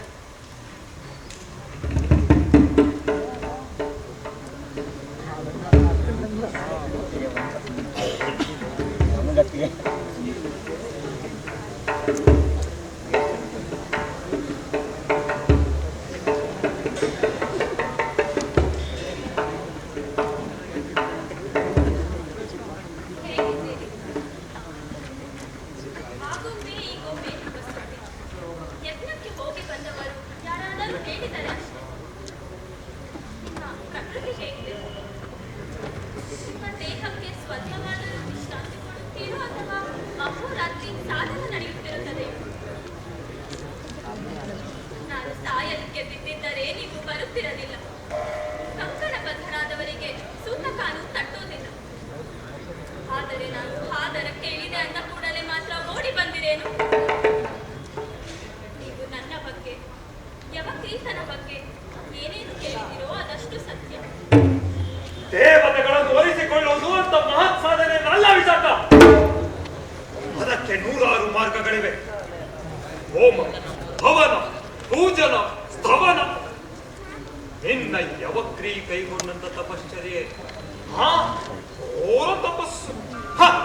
ಅಷ್ಟು ವರ್ಷ ಕಾಡಿನಲ್ಲಿ ಕುಂಬಳ ಸೊಟ್ಟೆ ಹಿಡಿದು ಕೊನೆಗೆ ಸಾಧಿಸಿದ್ದೇನೆ. ದೇವತೆಗಳ ಎದುರಿಗೆ ಪಿಕ್ಕೆ ಬಿಡು. ವರ ಕೊಡು, ಅಭಯ ಕೊಡು, ಮಕ್ಕಳು, ದನ, ದೀರ್ಘಾಯುಷ್ಯ ಕೊಡು. ಇಡೀ ಮನುಷ್ಯತ್ವದ ಸತ್ವನೇ ಆ ಭಿಕ್ಷಾ ಪಾತ್ರದಲ್ಲಿ ಅಡಗಿರೋ ಹಾಗೆ. ಆದರೆ ಯಜ್ಞ ಹಾಗಲ್ಲ. ಬೃಹತ್ ಯಂತ್ರ ಇದ್ದ ಹಾಗೆ. ಒಮ್ಮೆ ಚಲಿಸಲಿಕ್ಕೆ ಹತ್ತಿತ್ತು ಅಂದ್ರೆ ತಪ್ಪದೆ ಗುರಿ ಮುಟ್ಟದೆ. ಅದರಲ್ಲಿ ಪ್ರತ್ಯವಾಯ ಉಂಟಾದರೆ ತಿದ್ದುವವರು ದೇವರಲ್ಲ, ಮನುಷ್ಯ. ನಾನು ಅಂತೆಯೇ ದೇವತೆಗಳು ನನ್ನನ್ನು ಎದುರಾದಾಗ ನಾನವರನ್ನು ಮೌನವಾಗಿ ಎದುರಾಗುತ್ತೇನೆ. ಶಬ್ದದಾಚೆ, ನಾದದಾಚೆ. ಆದರೆ ಅದಕ್ಕೆ ವಜ್ರಮಾನಸನಾಗಬೇಕು. ಅದು ಒಂಟಿಯಾಗಿ ಮಾತ್ರ ಸಂಭವ್ಯವಾಗಿದೆ. ಆ ಗಳಿಗೆಯ ಮಟ್ಟಿಗಾದರೂ ಹೌದು. ಅದಕ್ಕೆ ಎಲ್ಲ ಋಣಾನುಬಂಧಗಳನ್ನು ಹರಿಯಬೇಕು, ನಿಯಮಗಳನ್ನು ಹುರಿದು ಚೆಲ್ಲಬೇಕು. ಅಲ್ಲೇನು ಎಲ್ಲ ಅಂದ ಕೂಡಲೇ ಅದು ಒಂದು ನಿಯಮ ಆಯಿತು. ಯಜ್ಞ ಮುಕ್ತಾಯವಾದ ಮೇಲೆ ಮರಳಿ ಆಶ್ರಮಕ್ಕೆ ಬರ್ತೀರೇನು? ಒಮ್ಮೆ ಇಂದ್ರನನ್ನು ಎದುರಿಸಿಯಾದ ಮೇಲೆ ತಿರುಗಿ ಏಕೆ ಮನೆಗೆ ಬರಬಾರದು? 10 ಜನರ ಹಾಗೆ ನಾವು 4 ಸಂಸಾರ ಮಾಡಿ ಹೋಗೋದ್ರಲ್ಲಿ ಏನ್ ತಪ್ಪಿದೆ? ನನಗೆ ಒಂದು ಉಪಕಾರ ಮಾಡಿ ಹೋಗಿ.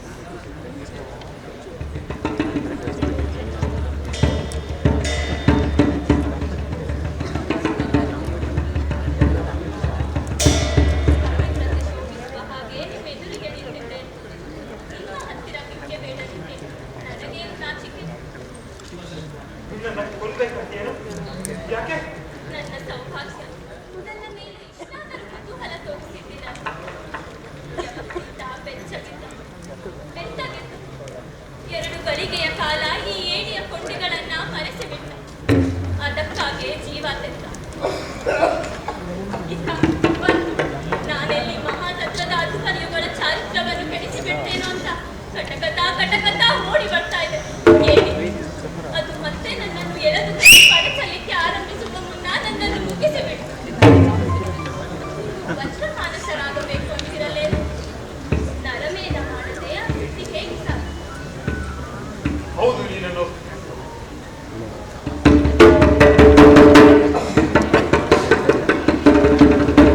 ನನ್ನ ಗುರು ನೀನೇ.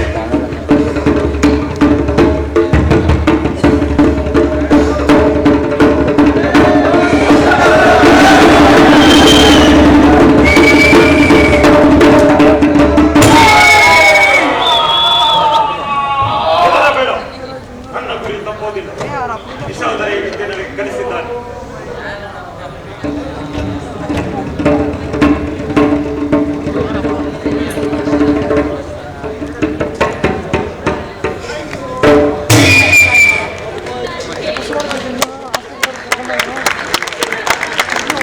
ನೀನು ಏನನ್ನು ಹೇಳುವ ಅಗತ್ಯವಿಲ್ಲ. ಅವನು ಸಾಯದೆ ಗದ್ದೆಂದಾಗಿರಲಿಲ್ಲ. ಅವನು ಯವಕ್ರೀತನನ್ನು ಕೊಂದದ್ದು ಅವನನ್ನು ದಂಡಿಸಲಿಕ್ಕಲ್ಲ, ನನ್ನನ್ನು ದಂಡಿಸಲಿಕ್ಕೆ, ನನ್ನ ಏಕಾಗ್ರತೆಯನ್ನು ಕದಡಲಿಕ್ಕೆ. ಅವನು ಇನ್ಯಾವುದೋ ಕುಚೋದ್ಯಕ್ಕೆ ಕೈ ಹಾಕುವ ಮೊದಲು ಅವನು ಕಟ್ಟುಪಾಡನ್ನು ಮಾಡಲೇಬೇಕಾಗಿತ್ತು. ಯಜ್ಞ ಮುಗಿಯುವ ತನಕ ಕಾಯುವ ಹಾಗಿರಲಿಲ್ಲ. ವಜ್ರಮಾನಸ ಅಂತೂ ವಜ್ರಕ್ಕೂ ಪರಮಸ್ಥಾನ ಇದೆ ಅಂತಾಯ್ತು. ಈ ಹಣದ ವ್ಯವಸ್ಥೆ ಆಗಬೇಕು. ಅವರಂತ ದೀರ್ಘಾಯುಷಿಗಳಿಗೆ ಹೀಗೆ ನಿಷ್ಠು ಗಡಿಬೇಕು. ಅರವಸು ಬಾಯಿಲಿ ಬೇಗ.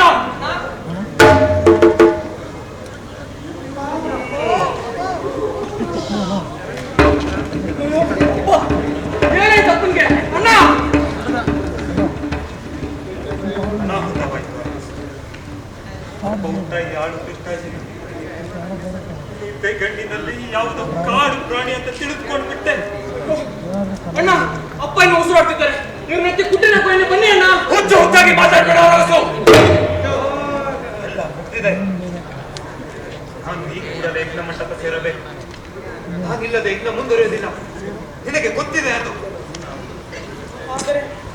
ಆದರೆ ಇಲ್ಲಿ ಹೌದು, ದುರ್ಮರಣ, ಪಿತೃ ಹತ್ಯೆ, ಬ್ರಹ್ಮ ಹತ್ಯೆ.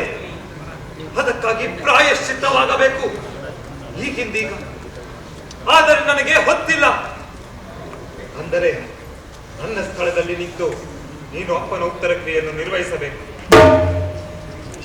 ಆದರೆ ರವಸು, ನಾನು ಈ ಕೂಡಲೇ ಯಜ್ಞ ಮಂಟಪ ಸೇರಲಿಲ್ಲವೆಂದರೆ ಈ ಅನಾವೃಷ್ಟಿ ಇನ್ನೆಷ್ಟು ವರ್ಷ ಮುಂದುವರಿದಿದ್ದು ಹೇಳಲಿಕ್ಕಾಗುವುದಿಲ್ಲ. ನೀನು ಅಪ್ಪನ ಉತ್ತರ ಕ್ರಿಯೆಗಳನ್ನು ನಿರ್ವಹಿಸಲೇಬೇಕು. ಆಗ ಮಾತ್ರ ನಾನು ಸಾಂಗವಾಗಿ ಯಜ್ಞ ಮುಂದುವರಿಸಬಹುದು. ಒಪ್ಪಬೇಡ ರವಸು, ಒಳ್ಳೆಯನ್ನು ಮಾವನವರು ತೀರಿಕೊಂಡಿದ್ದು ನಿನ್ನ ಅಣ್ಣನ ಕೈಯಲ್ಲಿ. ಅವರೇ ಅದರ ಹೊಣೆ ಹೊರಲಿ. ಆದರೆ ಯಜ್ಞ ಮಳೆ ನಿನಗೆ ಯಾಕಾದ್ರೂ ಗೊಡವೆ ಆಗುವುದು? ಎಲ್ಲದರ ಹೊಣೆ ಅವರು ಹೊತ್ತಿದ್ದಾರೆ. ಅಧ್ವರ್ಯುಗಳವರು, ಅವರಿಗೆ ಬಿಡು.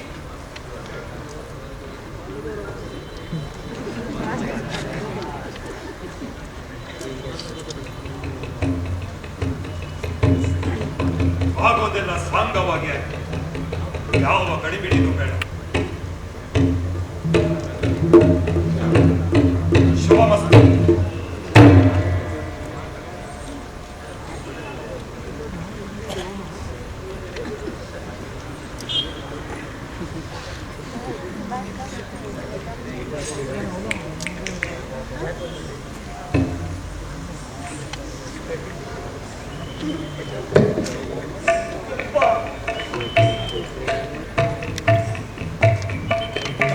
ಯೋನಿ ಎಂದರೆ ನಾವು ತಿಪ್ಪೆ ಗುಂಡಿ ಅನ್ನುವ ಹಾಗೆ ನನ್ನನ್ನು ಕಂಡು ಹೇಸಿದ ಈತನ ಹೆಣ ನಾನ್ಯಾಕೆ ಹೋರ್ಲಿ?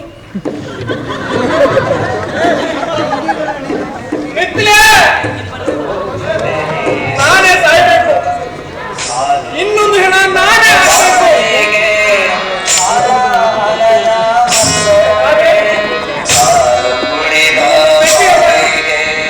ಅಪ್ಪನ ಸಂಸ್ಕಾರ ಯಾಕೆ ಮಾಡಿ ಅಂತ ನೀವು ಕೇಳಿದ್ರೆ ನೀನು ಸಿಟ್ಟಾಗ್ತಿ. ನಿನ್ನ ಸಲುವಾಗಿ ಅಪ್ಪನ ಸಂಸ್ಕಾರ ಮಾಡ್ತಾರೆ ಗೊತ್ತಿಲ್ಲ.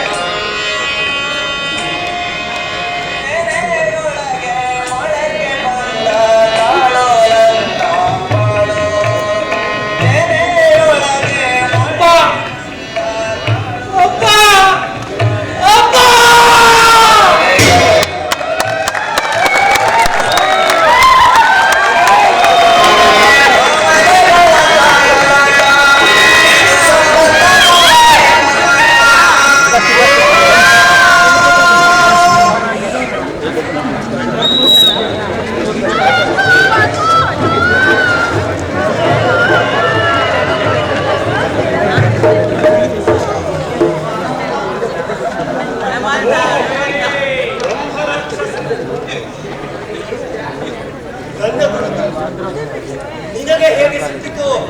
ನೀನು ನನ್ನನ್ನು ಸಂಧಿಸಲಿಲ್ಲ ಅಂತ ಗೊತ್ತಿಲ್ಲ. ನಿನ್ನ ಪ್ರತೀಕ್ಷೆಯಲ್ಲಿ ಇದೆ ಎಂದು ಬೇಕಾದ್ರೆ ರಾವಸು, ನನಗೆ ಸಹಾಯ ಮಾಡು. ಹೇಳಲೇ ಬೇಡ. ನಾನು ಯಾರಿಗಾಗಿಯೂ ಏನೂ ಮಾಡೋದಿಲ್ಲ. ನಿನ್ನ ತಂದೆ ನನಗೆ ಆಹ್ವಾನ ನೀಡಿದ ಆ ಕೆಲಸ ವಹಿಸಿಕೊಂಡ. ನಾವಿಬ್ಬರು ಅಣ್ಣ ತಮ್ಮಂದ್ರಿದ್ದ ಹಾಗೆ ಯಾರು ಅಣ್ಣ ಯಾರು ತಮ್ಮ ಅನ್ನೋದು ನಿನಗೆ ಬಿಟ್ಟಿತ್ತು. ನೋಡು, ನನಗೆ ಅಣ್ಣನೂ ಬೇಕಾಗಿಲ್ಲ, ತಮ್ಮನೂ ಬೇಕಾಗಿಲ್ಲ. ನಿನ್ನ ತಂದೆ ವಹಿಸಿದ ಆ ಕೆಲಸವನ್ನು ಮುಗಿಸಿದ ಮೇಲೆ ನನ್ನ ಪಾಲಿಗೆ ಒಂದು ಪಿತೃಧನ ಮೂಡಿದೆ. ಆಸೆ. ನನ್ನ ಅಪ್ಪ ಅಲ್ಲಿ ಉರಿತಾ ಇದ್ದಾನೆ. ಮೊದಲೇ ಅವನನ್ನ ಯಾಕೆ ಕೇಳಲಿಲ್ಲ? ಕೇಳ್ತಿದ್ದೆ. ಅವನು ಕಳೆದುಕೊಂಡ ಬಲವನ್ನು ಮತ್ತೆ ಹಿಂಪಡೆಯುವ ಮುನ್ನ ನೀನು ಅವನನ್ನು ಕೊಂದೆ. ಕೊಂದು ಸ್ವತಃ ನೀನೇ ಆ ಹೊಣೆಯನ್ನು ವಹಿಸಿಕೊಂಡಿದ್ದಿ. ನಿನಗೇನು ಬೇಕು? ಮೋಕ್ಷ, ಪರವಸು, ಬಿಡುಗಡೆ. ಆ ಯವತ್ವಿತ ಭಿಕ್ಷಪಾತ್ರದಲ್ಲಿ ಸಮ್ಯಜ್ಞಾನ ಕೇಳಿದನಂತೆ.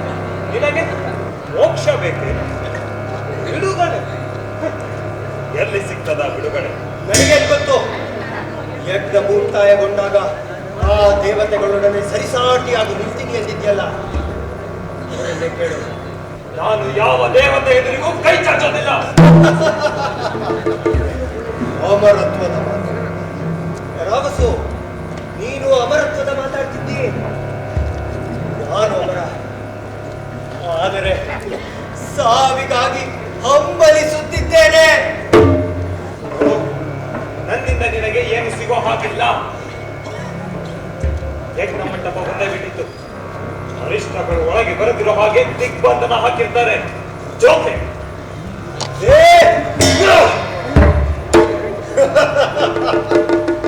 ನನ್ನಿಂದ ತಪ್ಪಿಸಿಕೊಳ್ಳುವುದು ಅಷ್ಟು ಸುಲಭವಲ್ಲೋ ತಮ್ಮಣ್ಣ.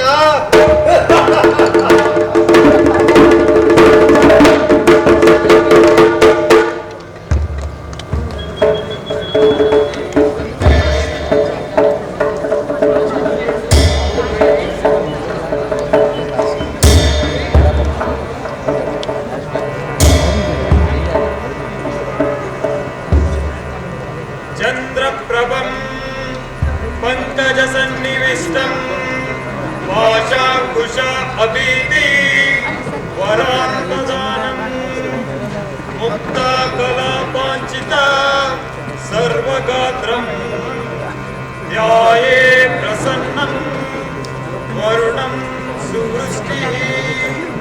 ಓಂ ಶಾಂತಿ ಶಾಂತಿ ಶಾಂತಿ.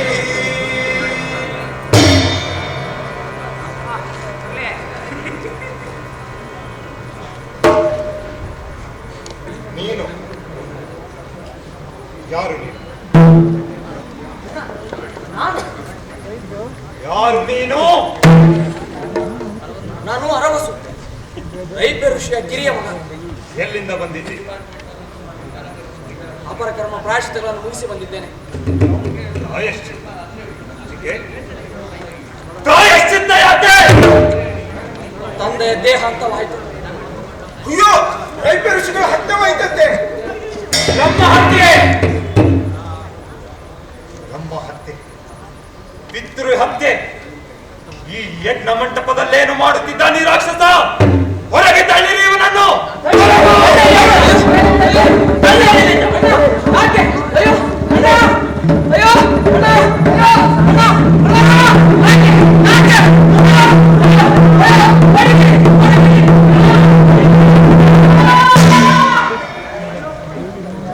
ಯಜ್ಞ ಮುಗಿಯುತ್ತಾ ಬರುತ್ತಿರುವಂತೆ ರಾಕ್ಷಸರ ದಾಳಿ ಹೆಚ್ಚಾಗುತ್ತದೆ. ನಾವು ಜಾಗೃತರಾಗಿರಬೇಕು.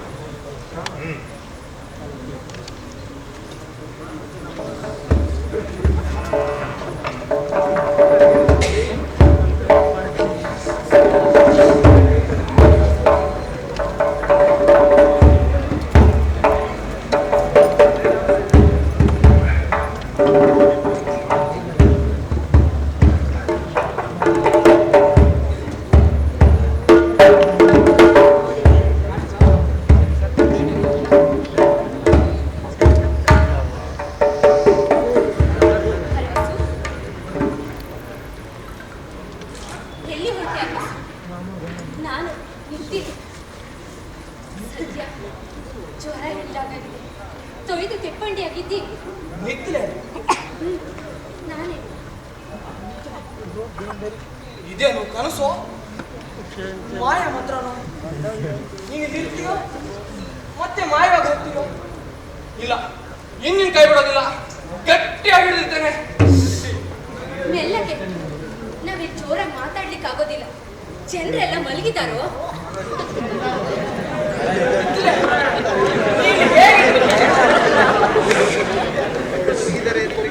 ಓಡಿ ಬಂದಿದ್ದೇನೆ.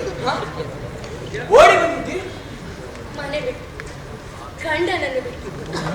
ಯಾಕೆ? ಗಂಡ ಹಿಡಿಸಲ್ಲ?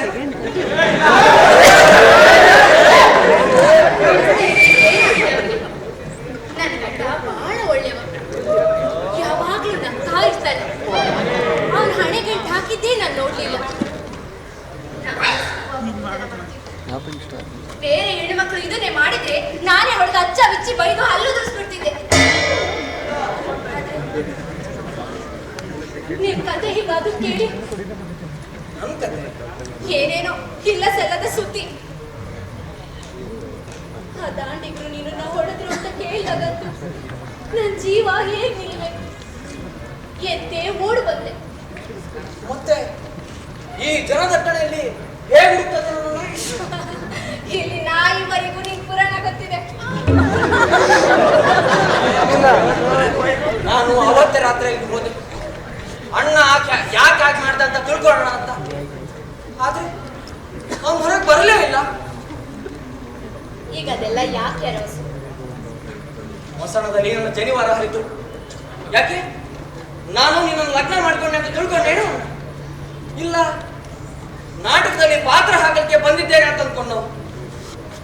ಇಲ್ಲ ಇಲ್ಲ, ನೆನಪಾಯ್ತು. ರಾಕ್ಷಸ ತೊಲಗು! ನಾನು ಅಣ್ಣನನ್ನ ನಂಬಿದೆ, ಅವನು ನನ್ನನ್ನ ಒದ್ದು ಓಡಿಸ್ತ. ಆದ್ರೆ ನಾನು ನಿನ್ನನ್ನ ಕೈ ಬಿಟ್ಟೆ. ನೀನು ನನ್ನ ಸಲುವಾಗಿ ಮನೆ ಬಿಟ್ಟು ಬಂದಿದ್ದೆ.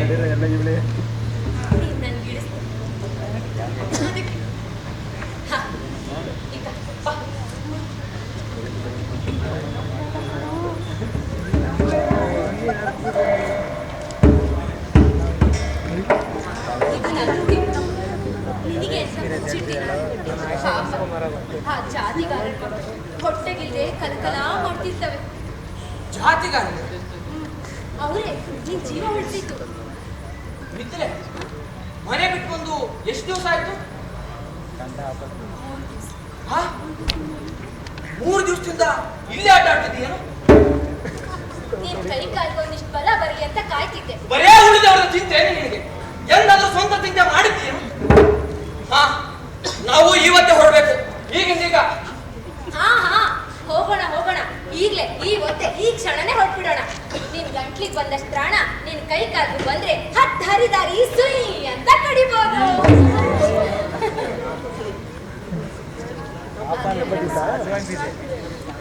ಒಂದು ಮಾತು, ನಾನು ನೀನು ಕೂಡಿ ಹೋಗ್ಬೇಕು ಅಂದ್ರೆ ನೀನ್ ನನ್ನ ಜೊತೆ ಬಾಳ್ವೆ ಉಡ್ಬೇಕು ಅಂತಲ್ಲ. ನಾನೀಗಾಗ್ಲೇ ಮನೆ ಬಿಟ್ಟು ನನ್ನ ಗಂಡು ಬಿಟ್ಟು ಅವನಿಗೆ ಅನ್ಯಾಯ ಮಾಡಿದ್ರು. ಆಗ ಹಿಂಗೆ ಮತ್ತಷ್ಟು ಕಾರ ಪಡಿಬಿಡ್ತೀನಿ. ನಾನು ನೀನು ಅಣ್ಣ ತಂಗಿಯರಾಗಿರೋಣ.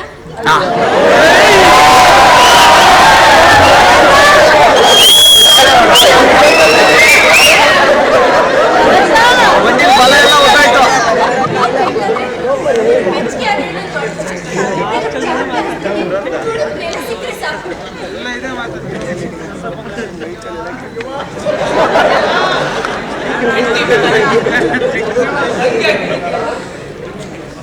ಅಷ್ಟೇ ಸಾಕು. ಚಂದನ್ ಶೆಟ್ಟಿ ನಿವೇದಿತ ನಾನು ಬಂದ್ಬಿಡ್ತೇನೆ. ಎಲ್ಲಿ ಹೊರಟೆ? ಹಾದಿ ಬುದ್ಧಿ ಬೇಕಲ್ಲೋ. 4 ದಿವಸಕ್ಕಾಗುವಷ್ಟು ಹಣ್ಣು ಹಂಪ್ಲ ಮೊಲ ಮಾಂಸ ನಮ್ ಜೊತೆ ಆ ಜಾತಿಗಾರರ ಬಳಗನೂ ಬರ್ತದೆ. ಪಾಪ ಆ ಮಕ್ಕಳು. ಗೊತ್ತಿಲ್ಲ, ನೀವು ಹೋಗಿ ಬರ್ತೀನಿ, ನಾನು ಹೋಗಿ ಬಂದ್ಬಿಡ್ಲೇನು? ಎಲ್ಲಿಗೆ? ಅಣ್ಣನ ನಾನು ನೋಡಿ ಬಂದ್ಬಿಡ್ತೇನೆ. ಅದು ಸಾಧ್ಯನೋ? ನೀನು ಸ್ವಲ್ಪ ಹಳ್ಳಿಕ್ಕಾದ್ರೂ ಬಿಟ್ಟಾರೇನು? ಬಿಡೋದಿಲ್ಲ. ಆದ್ರೆ ಅವನಾಗಿ ಯಾಕೆ ಮಾಡ್ದ ಅಂತ ತಿಳ್ಕೊಳ್ತೆ ಊರ್ ಬಿಟ್ಟು ಹೇಗೆ ಹೋಗ್ಲಿ? ನಾನು ತಿಳ್ಕೊಳಕ್ಕೆ ಬೇಕು. ಕೇಳಿದ್ರೆ ಹೇಳ್ತಾನೇನೋ?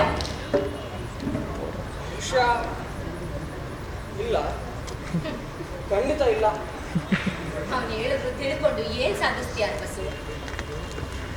ಗೊತ್ತಿಲ್ಲ, ಆದ್ರೆ ಅನ್ನಿಸ್ತದೆ ಅವನ್ನ ಎದುರಿಸಿ ಅವನು ರಾಡಿ ಅವನ ಮುಖಕ್ಕೆ ಹಚ್ಚಬೇಕು. ಅಷ್ಟಕ್ಕೆ ಬಂದ್ರೆ ಅವನ ದುಷ್ಟತನಕ್ಕೆ ಸೇಡ್ ತೀರಿಸ್ಕೋಬೇಕು. ಏನು ಹುಚ್ಚಾಕಿದೆ ನಿನ್ ತಲೆಗೆ? ಹೌದು, ನಾನು ಇಂಥ ಮಾತಾಡಬಾರ್ದು. ಆದ್ರೆ ಏನ್ ಮಾಡಿ ಅಂತ ಮಾತು ಉಕ್ಕುತ್ತಿದ್ದಾವೆ. ಯಾಕೆ ಉಕ್ಕಬಾರ್ದು? ನಾನು ಅವರೆಲ್ಲರ ಮೇಲೆ ಯಾಕೆ ಸೇಡ್ ತೀರಿಸ್ಕೋಬಾರ್ದು? ಅಪ್ಪ ಪರಾವಸು, ಇದೊಂದು ಒಳ ಸಂಚು. ಅಷ್ಟು ಕಾಣಿಸುತ್ತೆ ನಿನಗೆ. ಊಟ ಇತ್ತ, ನಾನು ನಿನ್ನ ಲಗ್ನ ಮಾಡ್ಕೊಳ್ಳಿ ಹೊರಟಿದ್ದೆ. ಬ್ರಹ್ಮತ್ವವನ್ನ ಜರಿದು ಹೊರಟಿದ್ದೆ. ಅದಕ್ಕೆ ಒಂದು ಹೆಣ ಬಂದು ನನ್ನ ಕಾಲಿಗೆ ತೊಡಗಿಕೊಳ್ತದೆ. ಯವಕ್ಲಿತ. ಆಮೇಲೆ ನನ್ನ ಅಪ್ಪ ರಕ್ತದಲ್ಲಿ ತೊಯ್ದ ಪ್ರೇತಗಳು ಬಿಡುಗು ಬಂದಾಗ ಹೊರಗೆ ನೆಟ್ಟು ನುಗ್ಗಿ ಒಂದು ಕಾರ್ಯ 1000 ಹೆಕ್ಟೇರ್ಗಳ ಹಾಗೆ. ಅರವಸು ಅರವಸು ತಡಿ, ಮಾತಾಡಬೇಡ. ಈಗೆಲ್ಲ ಸ್ಪಷ್ಟವಾಗಿ ಕಾಣಿಸ್ಲಿಕ್ಕತ್ತದೆ ನನಗೆ. ಯವಕ್ಲಿತ ಸತ್ತ, ಅಪ್ಪ ಸತ್ತ, ಆದರೆ ಅಣ್ಣ ಇನ್ನೂ ಬದುಕಿದ್ದಾನೆ. ಅಂದರೆ ಇದೆಲ್ಲ ಅವನ ಕಾರಸ್ಥಾನ. ಅವನು ಬೇಡ ಅಂದರೂ ನನ್ನನ್ನು ಮಾಡಿಕೊಳ್ತೇನೆ ಅಂತ ಅವನಿಗೆ ಚೆನ್ನಾಗಿ ಗೊತ್ತಿತ್ತು. ನಾಟಕ ನಿಷೇಧ ಮಾಡಿದಷ್ಟು ಸುಲಭ ಅಲ್ಲದು. ಅದಕ್ಕೆ ಅವನು, ಆ ಹೆಂಡತಿ, ಆ ಬ್ರಾಹ್ಮಣರು ಎಲ್ಲರನ್ನ ಹಾಗೆಯಲ್ಲಿ ಹೆಣಗಳನ್ನು ಬಿತ್ತಿದ್ರು. ಅರವಸು, ಏನಾದ್ರೂ ಹುಚ್ಚುಚ್ಚಾರೆ ಮಾತಾಡ್ಬೇಡ. ನಾನು ಇದ್ರೆ ತಡಿ, ನೀನು ನಿಷಾದ್ರಕ್ಕೆ. ನಿಮ್ಮಲ್ಲಿ ಹೆಚ್ಚಂದ್ರೆ ಮಾಟ ನೋಡಿ, ಅರಳಿ ಮರದ ಟೊಗರು ದೈವ, ಮರಳು ಗಿಡಕ್ಕೆ ನೇತಾಡುವ ಪೂರ್ತಿಗಳ ವ್ಯವಹಾರ. ಆದರೆ ಯವಕ್ಲಿತ, ಅಪ್ಪ, ಪರಾವಸು ಪಾತಾಳದ ತಮಸ್ಸಿನಲ್ಲಿ ಮಿಂದು ಬಂದವರು, ಸೃಷ್ಟಿಯ ದುಃಖದ ಜೊತೆಗೆ ಆಟ ಆಡಬಲ್ಲವರು. ನೋಡು, ಅವರ ಸತ್ತ ಮೇಲೆ ಅವರ ಹೆಣಗಳು ನನ್ನನ್ನು ಹೇಗೆ ಬೆನ್ನಟ್ಟಿಕೊಂಡು ಬಂದು ನೋಡಿಲ್ಲ ನೀನು. ಎಲ್ಲದರಿಂದ ಒಂದು ಅದೃಶ್ಯ ಸಂಬಂಧ ಇದೆ. ಅದನ್ನೆಲ್ಲ ದೇವ್ರು ನೋಡ್ಕೊಳ್ತಾನೆ. ಅರವಸು, ನಿನಗೆ ಯಾಕಾದ್ರೂ ಕೊಡುವೆ? ಸೇಡು, ನಿಮ್ ಮನೇಲಿ ನಡೆದಿದ್ ಸೇಡಿನ ಕತೆ ಸಾಲ್ದೇನು? ಎಲ್ಲೋ ತನ್ನ ಅಪ್ಪನ ಅವಹೇಳನಾಯ್ತು ಅಂತ ಯವಕ್ಲಿತ ನೀನ್ ಅಕ್ಕೇನ್ ಕೆಡಿಸ್ದ. ನೀನ್ ಅಕ್ಕೇನ್ ಕೆಡಿಸಿದಕ್ಕೆ ನಿಮ್ಮ ಅಪ್ಪ ಇನ್ನೇನೋ ಮಾಡ್ದ. ನಿಮ್ಮ ಅಪ್ಪ ಏನೋ ಮಾಡಿದ್ದಕ್ಕೆ ನಿಮ್ಮ ಅಣ್ಣ ಅವನ್ನೂ ಸಾಯಿಸ್ದ. ಈಗ ನೀನು ನಿಮ್ಮ ಅಣ್ಣನ ಮೇಲೆ ಸೇಡ್ ಕಿಸ್ಕೊಂಡು ಕೊಟ್ಟಿದ್ಯಾ. ಇದೆಲ್ಲಿ ಕೊನೆ? ಹಾಗಾದ್ರೆ ನಾನೇನ್ ಮಾಡ್ಲಿಕ್ಕೆ? ಚಂದನ ಹಾಗೆ ಕೈ ಕಟ್ಟಿ ಕೂಡಲೇನು? ಅವನಷ್ಟೇ ನೀಚನಾಗಕ್ಕಿಂತ ಚಂಡನಾಗೋದ್ರಲ್ಲಿ ಏನ್ ತಪ್ಪು? ನಾನಾಗೋದು ಇನ್ನೇನು ಉಳಿದಿದೆ?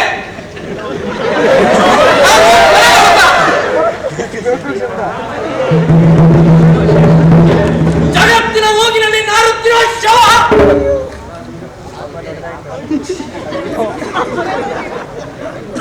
ಜಗತ್ತಿನ ಹಕ್ಕು ನೀನು ಬೇಡ. ಈ ಕೊಳಚೆ ಕೈ ಕೊಳೆ ನೀನೊಬ್ಬ. ನಾನು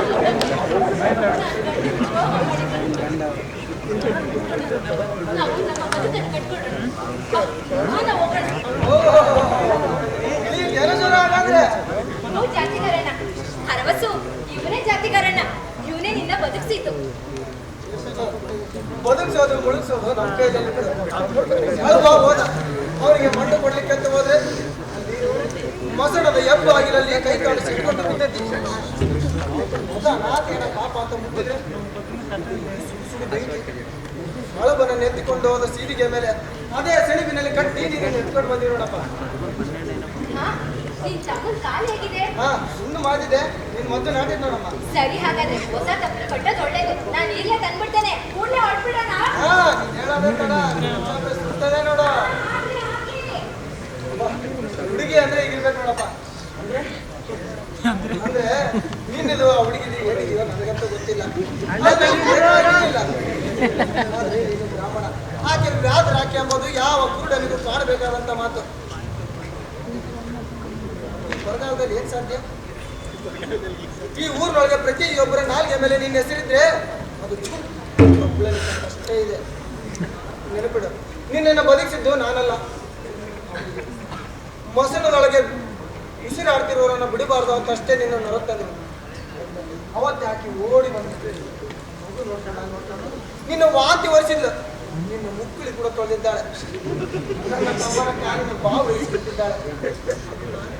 ಕೇವಲ 3 ದಿವಸಗಳಲ್ಲಿ ಪರಿಸ್ಥಿತಿ ಎಲ್ಲಿಗೆ ಬಂದಿದೆ ಅಂದರೆ ಆಕೆ ಇಲ್ಲದೆ ನಾವು ಊರು ಬಿಡಿರುತ್ತೇವಲ್ಲ. ನೀನಿಲ್ಲ, ಅದಕ್ಕೆ ಇಲ್ಲಿದ್ದೇವೆ. ನೀವ್ಯಾಕೆ ಹೊರಟಿದ್ದೀರಿ? ಯಜ್ಞದ ಸೇವೆಗಂತ ಇಬ್ಬರಲ್ಲಿ ಆಟ ಆಡಕ್ಕೆ ಬಂದಿದ್ದೀರಿ. ಯಾಕೋ ಇಬ್ಬರು ಹೊಂದಾಣಿಕೆ ಆಗಿಲ್ಲ. ಆದ್ರೆ ಯಜ್ಞ ಆಡದೆ ಊರ್ ಬಿಟ್ಟು ಹೋಗೋದು ನಿಮ್ಮ ಕಸುಬಿಗೆ 2 ಭಾಗದಾಗಲ್ಲ. 2 ಆಗಿತ್ತಮ್ಮ, 3, 4, 5 ಎಲ್ಲ ಬಗೆದಾಗೆ.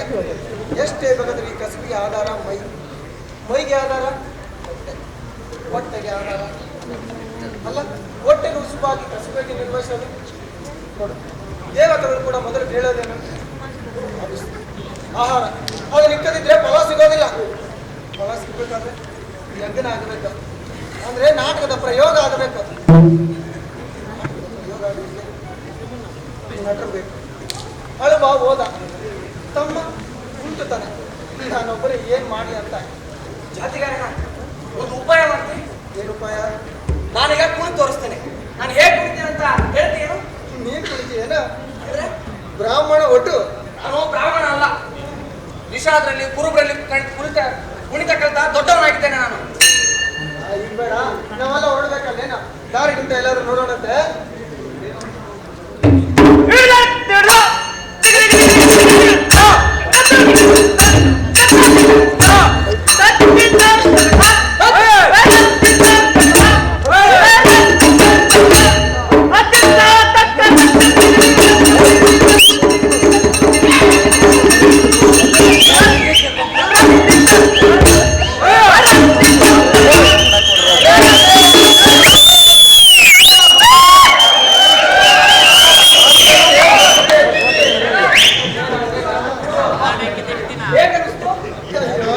ತಲೆ ಜಚ್ಚಿಕೊಳ್ಬೇಕನ್ನಿಸ್ತಾ ಇದೆ. ಅಂದ್ರೆ ಕೈಗೆ ಸಿಕ್ಕಿರೋ ಕನ್ನಡ ಒಳಗಿನ ಗಂಟ ಅದೆಯಲ್ಲ ನೀವು. ಹಾಗಾದ್ರೆ ಅಂದ್ರೆ ಈ ಯಜ್ಞ ಮುಗಿಯೋದ್ರೊಳಗೆ ನಿನಗೆ ಎರಡೇ ಮಾತು 4 ಹೆಜ್ಜೆ ಕಲಿಸಿ ಆಟ ಬಿಗಿದು ಕೊಡಬಹುದಾಗಿತ್ತು. ಆದ್ರೆ ನೀನು ಅಣ್ಣ ಕೂತಿದ್ದಾನಲ್ಲ ಅಲ್ಲಿ. ಅದೇನು ಸಮಸ್ಯೆನೇ ಅಲ್ಲ. ನಾನು ನನ್ನ ಅಣ್ಣನ ಒಪ್ಪಿಸಬಲ್ಲೆ. ಅಂದ್ಮೇಲೆ ಆದ್ರೆ ನಾನೇ ಒಳ್ಳೆ. ಯಾಕೆ ನೀನೇ ಅಂದೆ? ನಿಮ್ಮಂತ ಜಾತಿಗಾರರಿಂದ ಬೆಲ್ ತಟ್ಟಿಸುವುದಾಗಿತ್ತು, ಅದು ನನ್ನ ಪಾಲಿಗೆ ಬಂತು. ಆದ್ರೆ ನಾನು ನಿಂತಲೇ ಇವತ್ತೇ ಹೋಗ್ಬೇಕು, ಈಗಿಂದೀಗ. ಅದೇನು ಇನ್ನೇನು ಕೆಲವು ದಿವಸಗಳು ಬಿಟ್ಟು. ಇಲ್ಲ ಜಾತಿಗಾರ, ಇವತ್ತೇ ಹೋಗ್ಬೇಕು. ಸರಿ. ಹಾ, ಹಾಗಾದ್ರೆ ಹೋಗೋ ದಾರಿಲಿ ಸಿಗೋರಲ್ಲಿ ತಗೊಳ್ಬೋಣೇನು? ಆಟ ಆದ್ರೆ ಯಾವ್ದಾದ್ರೂ ದೂರ ದೇಶಲಾಗ್ಬೇಕಷ್ಟೇ, ಬಹಳ ದೂರ.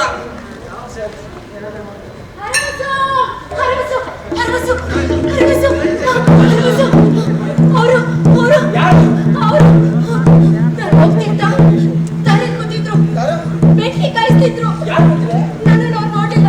ನಾನು ಹಿಂದಿರ್ಕೊಂಡು ಬಂದ್ಬಿಟ್ಟೆ.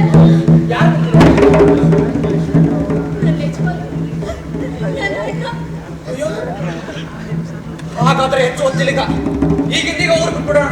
ಇಲ್ಲ ಇಲ್ಲ, ಅದೇ ಆಗೋದಿಲ್ಲ. ನಮಗೆ ಹೋಗ್ಲಿಕ್ಕೆ ಆಗೋದಿಲ್ಲ ಅರವಸು. ಯಾಕೆ? ಅಂದ್ರೆ ನಾನು ಮನೆ ಬಿಟ್ಟು ಬಂದು 3 ದಿವಸ ಆಯ್ತು. ಅವ್ರು ನನ್ನನ್ನೆಲ್ಲ ಹುಡುಕಿ ಈಗ ಇಲ್ಲಿಗೆ ಬಂದಿದ್ದಾರೆ. ನಾನು ಇಲ್ಲಿರೋದು ಅವ್ರಿಗೆ ಗೊತ್ತಿಲ್ಲ, ಆದ್ರೆ ನೀನ್ ಇಲ್ಲಿರೋದು ಎಲ್ರಿಗೂ ಗೊತ್ತಿದೆ. ನೀನ್ ಪ್ರಾಣಿ ಆಗ್ಬಿಟ್ರೆ ನಾವಿಬ್ರು ಕೂಡಿದ್ದೇವೆ ಅಂತ ಗೊತ್ತಾಗ್ಬಿಡ್ತದೆ. ನಮ್ ಬೆಟ್ಟಾಕ್ಬಿಡ್ತಾರೆ ಅರವಸು. ಹಾಗಾದ್ರೆ ಏನ್ ಮಾಡೋದು? ಗೊತ್ತಿಲ್ಲ ಗೊತ್ತಿಲ್ಲ, ನನಗೇನೋ ಹೊಳಿತಿಲ್ಲ. ಅಯ್ಯೋ ನನಗೆ ಯಾಕೆ ಈ ವಿಷಯ ಮೊದಲೇ ಹೇಳಿಲ್ಲ? ನಾವು ಬಹುರೂಪಿಗಳು, ನಿನ್ನ ರೂಪನೇ ಬದಲಿಸಿ ಬಿಡ್ತಿದ್ದೆ ನೋಡು. ಜಾತಿಗಾರನ ಅವರು ಬೇಟೆಗಾರರು. ಅವ್ರು ಭೂತ ಹಚ್ಚೋದು ಕಣ್ಣಿಂದಲ್ಲ, ಮೂಗಿಂದ. ಒಮ್ಮೆ ವಾಸನೆ ಹತ್ತಿತ್ತು ಅಂದ್ರೆ ಪಾತಾಳದ ಸೇರಿತು ಬೆನ್ ಬಿಡೋದಿಲ್ಲ. ಈಗ ನೀನೇನ್ ಮಾಡ್ತೀವಿ? ಆದ್ರೆ ಅರವಸು, ನೀನ್ ಇಲ್ಲೇ ಇರ್ಬೇಕು, ಅವ್ರಿಗೆ ಕಣ್ಣಿಗೆ ಕಾಣೋ ಹಾಗೆ. ಆಗ 1-2 ದಿವಸ ನಿನ್ ಮೇಲೆ ಕಣ್ಣಿಟ್ಟು ಆಮೇಲೆ ಎಲ್ಲಾದ್ರೂ ಹೊರಟೋಗ್ತಾರೆ. ನೀನ್ ಇಲ್ಲೇ ಇರ್ಬೇಕು.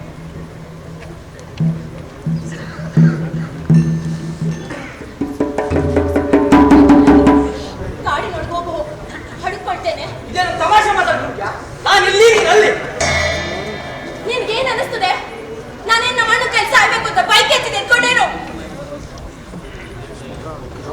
ಬೇರೆ ಬೇರೆಯಾಗಿ ಬಂದಿದ್ರೆ ಏನು ಒಂದು ಅರ್ಥ ಮಾಡ್ಬೋದು. ಜೊತೆಯಾಗಿ ಬಂದಿದ್ದಾರೆ. ಅವ್ರ ಬೆಂಕಿ ಎದುರು ಕೂತಿದ್ನ ನೀನ್ ನೋಡ್ಲಿಲ್ಲ. ಸಿಟ್ಟಿದ್ರು, ಕಿವಿ ನಿಮರ್ಸ್ಕೊಂಡು ಮಾತೇ ಇಲ್ಲ. ನಾವು ಭೇಟಿ ಆಡ್ಬೇಕಾದ್ರೆ ಮಾತಾಡೋದಿಲ್ಲ. ಹೇಳ್ತೇನೆ, ನನ್ನ ಗಂಡನ ಮುಖದ ಮೇಲೆ ನನಗೆ ಸುಳಿವು ಇರಲಿಲ್ಲ. ಅವನ ಮುಖ ಬಾಡೋದು, ಅದನ್ನು ನೋಡಿ ನನ್ನೆದೆ ಚೆಲ್ಲಂತು. ನಾನಿನ್ನು ಚಿಕ್ಕವಳು ಅರವಸು, ನನಗೆ ಸಾಯೋದು ಬೇಕಾಗಿಲ್ಲ. ನಾನೇನು ಮಾಡ್ಲಿ? ಅಯ್ಯೋ, ಅಳ್ಬೇಡ ನಿತ್ಲೆ. ನೀನು ಹೊರಡ್ಬೇಕು ಅಂತಿದ್ರೆ ಹೆಚ್ಚು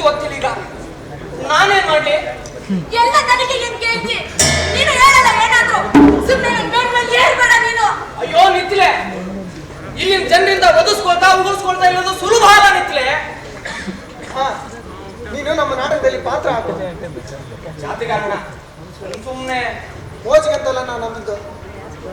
ಯಜ್ಞ ಮುಗಿಯೋ ತನಕ ನೀನು ಇಲ್ಲಿ ಇರೋದೇ ಹೌದಾದ್ರೆ ಬಣ್ಣ ಹಚ್ಚಲಿಕ್ಕೆ ಏನಾಡಿ ನೋಡು.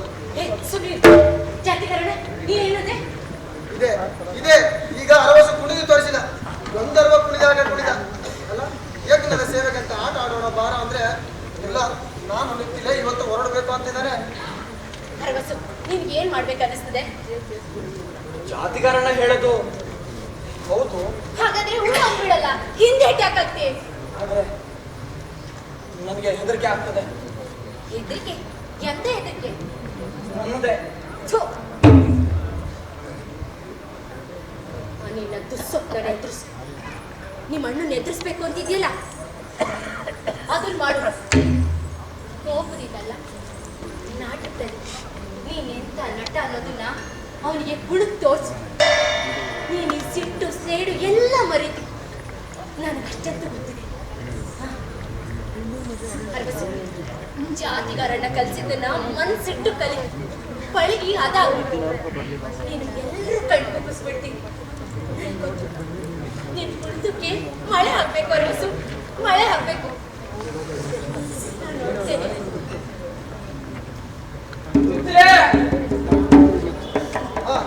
ಈಗ ಇದು ವೃತ್ತಾಸುರನ ಮುಖವಾಡ, ಇದಕ್ಕೆ ಶರಣ ಹೋಗು. ಶರಣ ಹೋಗಿ ಇದರಲ್ಲಿ ಚೈತನ್ಯ ತುಂಬು. ಆದರೆ ಜೋಕೆ ಮಗನೇ, ಒಮ್ಮೆ ನೀನು ಮುಖವಾಡ ಹಾಕಿಕೊಂಡೆ ಅಂದರೆ ಮುಗೀತು.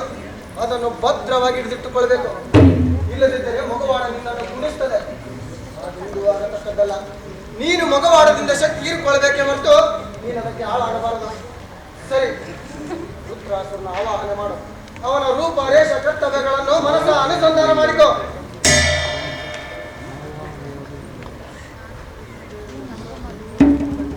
ರುದ್ರ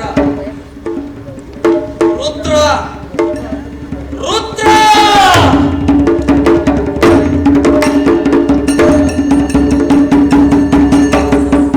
ದುರ್ಭಿಕ್ಷಗಳ ಅಸುರ, ನದಿಗಳನ್ನು ನುಂಗಿ ಹೊಟ್ಟೆಯಲ್ಲಿ ಬಚ್ಚಿಟ್ಟ ದಾನವ, ನನ್ನನ್ನು ತುಂಬುವ ಹಿಗ್ಗಿಸು ಎರೆಹುಳು. ನಾನು ನಿನ್ನ ಕೃಪೆಯಿಂದ ಹಾವಾಗುತ್ತಿದ್ದೇನೆ, ಆಹಿಯಾಗುತ್ತಿದ್ದೇನೆ. ನನಗೆ ಆ ಇಂದ್ರನನ್ನು ನುಂಗಬಲ್ಲ ಬಾಯಿ ಕೊಡು, ನುಂಗಿ ಅರಗಿಸಬಲ್ಲ ಜಗರಾತ್ರಿ ಕೊಡು.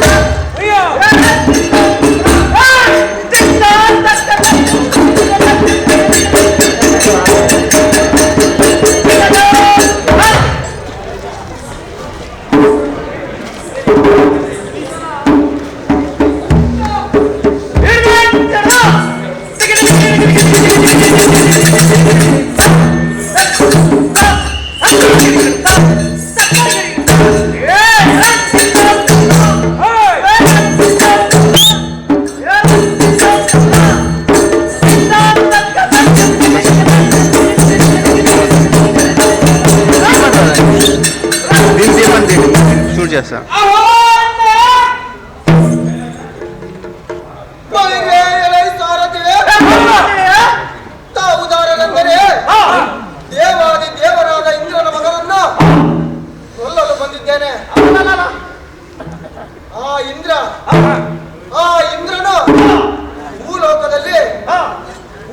ಗರ್ಭದಲ್ಲಿ ಒಬ್ಬ ಮಗನನ್ನು ಜನಿಸಿದ್ದಾನೆ. ಅವನೇ ಅವನೇ ಆ ವಿಶ್ವರೂಪ. ಅವನನ್ನು ಭೂಲೋಕದ ಅಧಿಪತಿಯನ್ನಾಗಿ ಮಾಡಿದ್ದಾನೆ. ಈಗ ಅವನನ್ನು ಹೇಗಾದರೂ ಮಾಡಿ ಕೊಲ್ಲುವುದೇ ನನ್ನ ಉದ್ದೇಶ.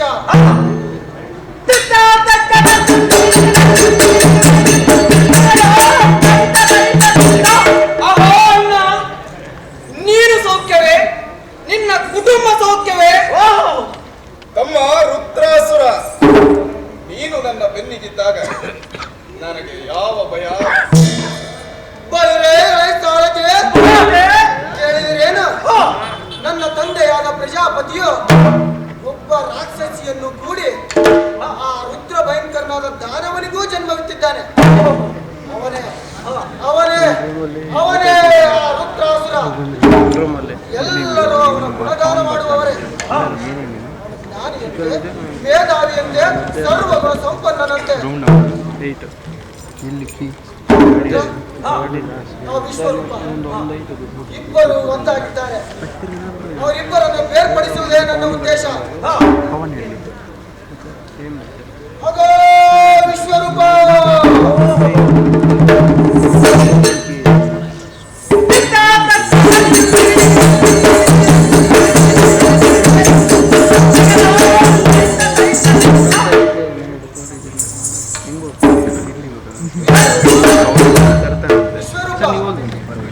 ನಾನೊಂದು ಯಜ್ಞವನ್ನು ಆರಂಭಿಸಿದ್ದೇನೆ. ಅದಕ್ಕೆ ಮೂಲೋಕದಿಂದಲೂ ಅಧಿಪತಿಗಳು ಬಂದಿದ್ದಾರೆ. ನನ್ನ ಪ್ರೀತಿಯ ತಮ್ಮನಾದ ನೀನು ಬರಬೇಕು. ನನ್ನ ಅಣ್ಣನಿಂದ ನನಗೆ ಬೇರೆ ಆಮಂತ್ರಣ ಬೇಕು. ಸುದ್ದಿ ತಲುಪಿದೊಡನೆ ಆಮಂತ್ರಣ ಇಲ್ಲದಿದ್ದರೂ ಬರುತ್ತಿದ್ದೆ. ನಿನ್ನ ಮಾತೃ ಪ್ರೇಮ ನನ್ಯ. ಬಾ, ಯಜ್ಞ ಮಂಟಪವನ್ನು ಪ್ರವೇಶಿಸು.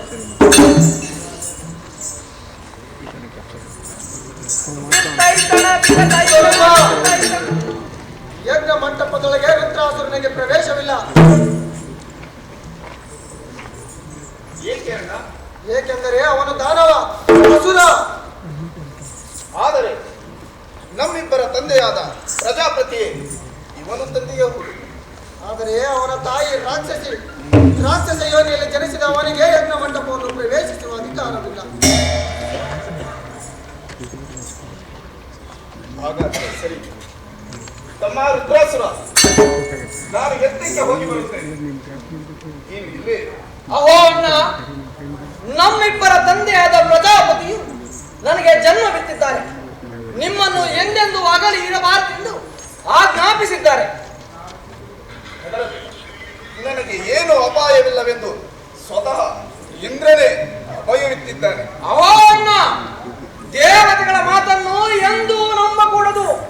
ಅವರು ಗಿರ್ವಾಣಿ ಭಾಷೆಯನ್ನೇ ಬಳಸುವುದು ನಿಜವಾದರೂ ನಾವು ಹಚ್ಚುವ ಅರ್ಥವೇ ಬೇರೆ, ಅವರು ಹಚ್ಚುವ ಅರ್ಥವೇ ಬೇರೆ. ತಮ್ಮ ರುದ್ರಾಸುರ, ನಾನು ನನ್ನ ಅಣ್ಣನ ಮಾತನ್ನು ಮೀರುವುದು ಸಾಧ್ಯವಿಲ್ಲ.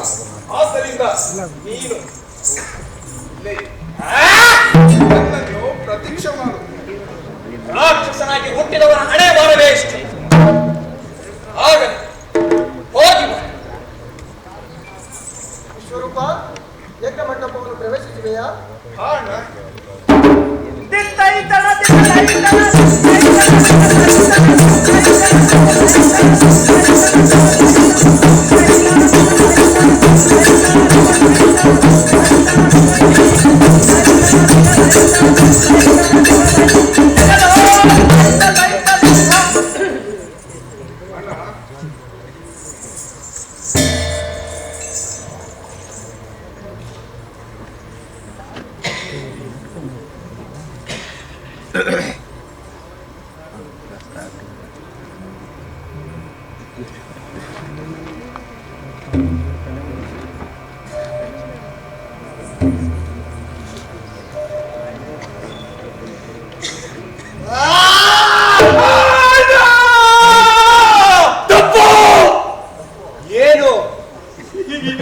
ಏನು ತಿಳಿಯೋದಿಲ್ಲ.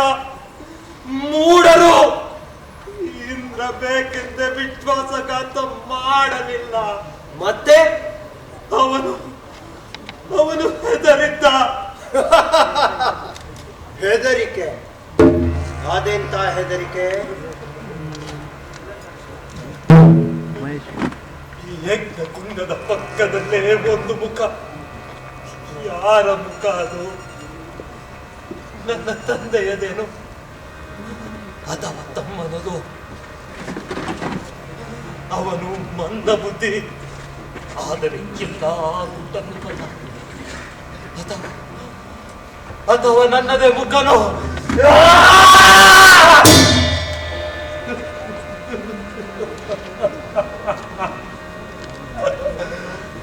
ಅರ್ಥವೇ ಆಗದಂತ ಒಂದು ಚಳಿಯ ಸಿಡಿಲು ಅವನ ಕರುಳನ್ನು ಸೀಳಿ ಮುಡಿತು.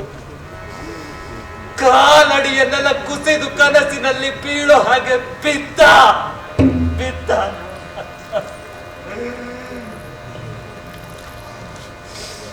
ತಿಳಿವು ಮೂಡಿದಾಗ ದೂರದಲ್ಲಿ ಯಾರದೋ ದನಿ, ಯಾರು ನೀನು ಅಂತ ಕೇಳ್ತಿತ್ತು. ನನ್ನದೇ ಆದರೆ ಪರಿಸ್ಥಿತಿ ಕೈ ಮೀರಿ ಹೋಗಿತ್ತು. ತಮ್ಮನ ಮೇಲೆ ಎರಗದೆ ಗತಿ ಇರಲಿಲ್ಲ. ಆದರೆ ಇಲ್ಲಿಯ ತನಕ ಎಲ್ಲಿ ಇತ್ತು ಆ ಭೀತಿ? ನನ್ನೊಳಗೆ ಟವ ಹಿಡಿದುಕೊಂಡು ಕೂತಿದ್ದೇನು? ಯಜ್ಞ ಮುಗಿತ ಬಂದ ಹಾಗೆ ದೇವತೆಗಳ ರಾಕ್ಷಸರಾಗುತ್ತಾರೇನು?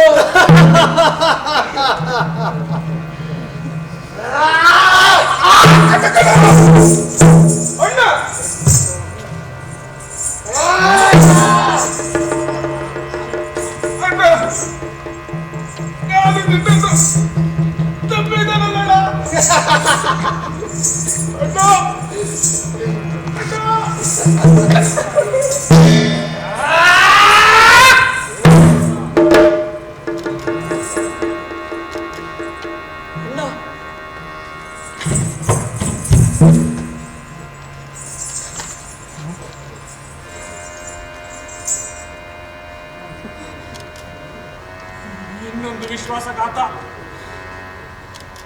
ಇನ್ನೊಂದು ಕೊಲೆ. ಅಯ್ಯೋ, ಇನ್ನೆಷ್ಟು ಕಾಲ ಈ ಹೆಗ್ಗಣಗಳು ಕುಕ್ಕುತ್ತ ನನ್ನ ಕಾಲಿಗೆ ತೊಡೆದುಕೊಳ್ಳುವುದನ್ನು ನಾನು ಸಹಿಸಿಕೊಳ್ಳಬೇಕು? ಇದಕ್ಕೆಲ್ಲ ಅವನೇ ಕಾರಣ. ಇಂದ್ರ, ತಡೆ!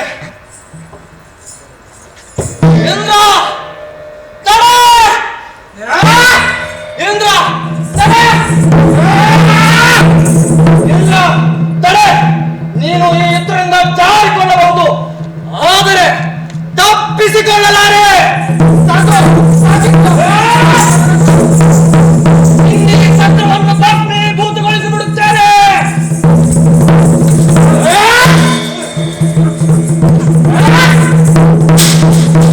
ನಾನು ರಾಕ್ಷಸ. ಅಡ್ಡ ಬಂದರನ್ನು ತೆಗೆದು ಹಾಕುತ್ತೇನೆ, ಅವರ ಕರಳು ತಿನ್ನುತ್ತೇನೆ. ನಾನು ಬ್ರಾಹ್ಮಣ. ಅಡ್ಡ ಬಂದರೆ ನನ್ನನ್ನು ನಾನೇ ತಿಳಿದುಕೊಳ್ಳುತ್ತೇನೆ. ಆಗ ಬ್ರಹ್ಮ ಹತ್ಯಾಪಾತಕ ನಿಮ್ಮ ತಲೆ ಮೇಲೆ ಜೋಕೆ. ನನಗೆ ಆ ಇಂದ್ರ ಬೇಕು. ಎಲ್ಲಿ ಎಲ್ಲಿ ಆ ಇಂದ್ರ? ಇಂದ್ರ, ತಡೆ! ತಡೆ ಇಂದ್ರ!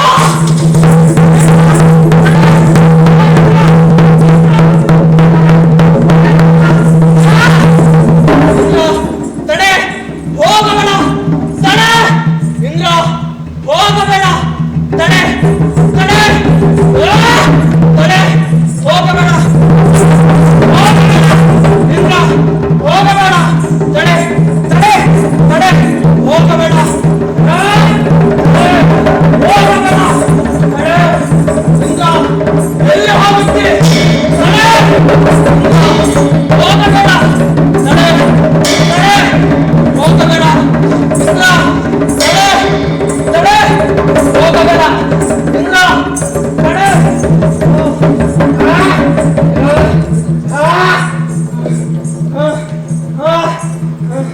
ಇಂದ್ರ, ಹೋಗಬೇಡ! ತಡೆ! ತಡೆ ಇಂದ್ರ! ತಡೆ! ತಡೆ! ಇಂದ್ರ, ಎಲ್ಲಿ ಹೋಗುತ್ತೆ? ನಮ್ಮಿಂದ ತಪ್ಪಿಸಿಕೊಳ್ಳೋದು ಅಸಾಧ್ಯ. ತಡೆ! ತಡೆ!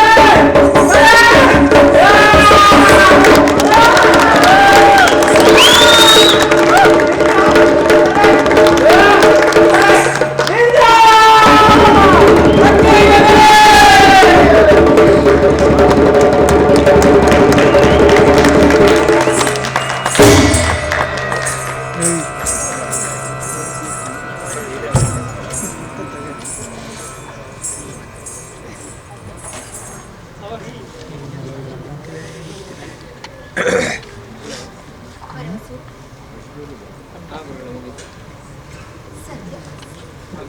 ಏನು ಆಗಿಲ್ಲ.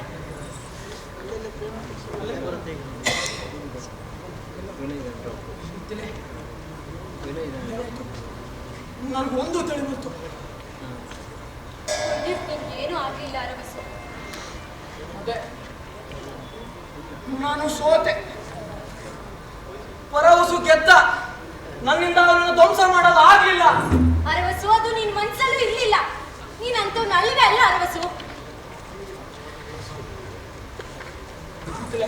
ಇನ್ನೊಂದು ಕೇಳ್ಬಿಡ್ಬೇಡ, ಹೋಗ್ಬಿಡೋಣ ನಡೆ. ಸಾಕು ಈ ಜಂಜಾಟ.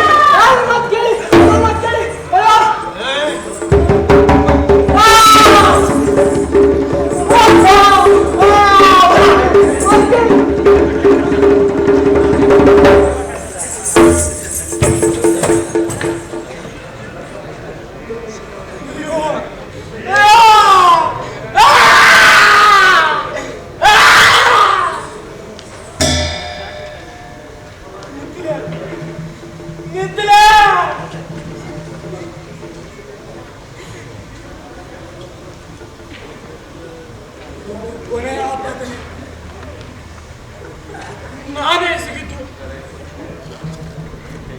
ಮಿಥಿಲೆ, ಅಗ್ನಿ ನನ್ನನ್ನು ಒಂಟಿಯಾಗಿ ಸ್ವೀಕರಿಸಲಿಲ್ಲ.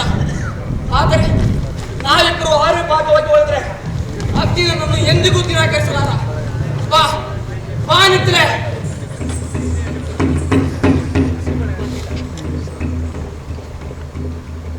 ಅರವಸು, ನಿನಗೇನು ಬೇಕು ಕೇಳಿಕೊ. ನಿನಗೆ ನನ್ನ ಅಭಯವಿದೆ.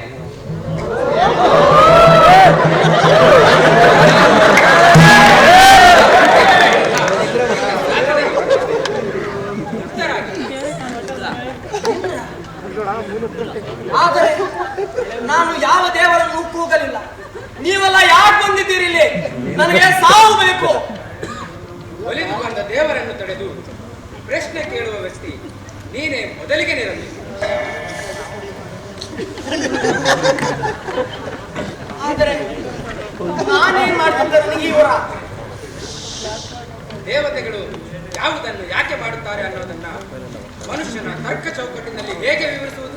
ಆದರೆ ನೀನು ಕೇಳುತ್ತಿದ್ದೆ ಅಂದ ಮೇಲೆ ನೀನು ಇಂದ್ರನಾಗಿ ಪುತ್ರನನ್ನು ಆಹ್ವಾನಿಸದೆಯಲ್ಲ, ಅರಸಿಕೊಂಡು ಬಂದೆಯಲ್ಲ, ಅದು ನನಗೆ ಇಷ್ಟವಾಯಿತು ಅನ್ನೋದಿಲ್ಲ. ಚೇಷ್ಟೆ ಮಾಡ್ತಿದ್ದೀಯ. ನಿನಗೆ ಬೇಕಾದ ಇದರಿಂದಲೇ ಪರೀಕ್ಷೆ ಆಗುತ್ತೆ.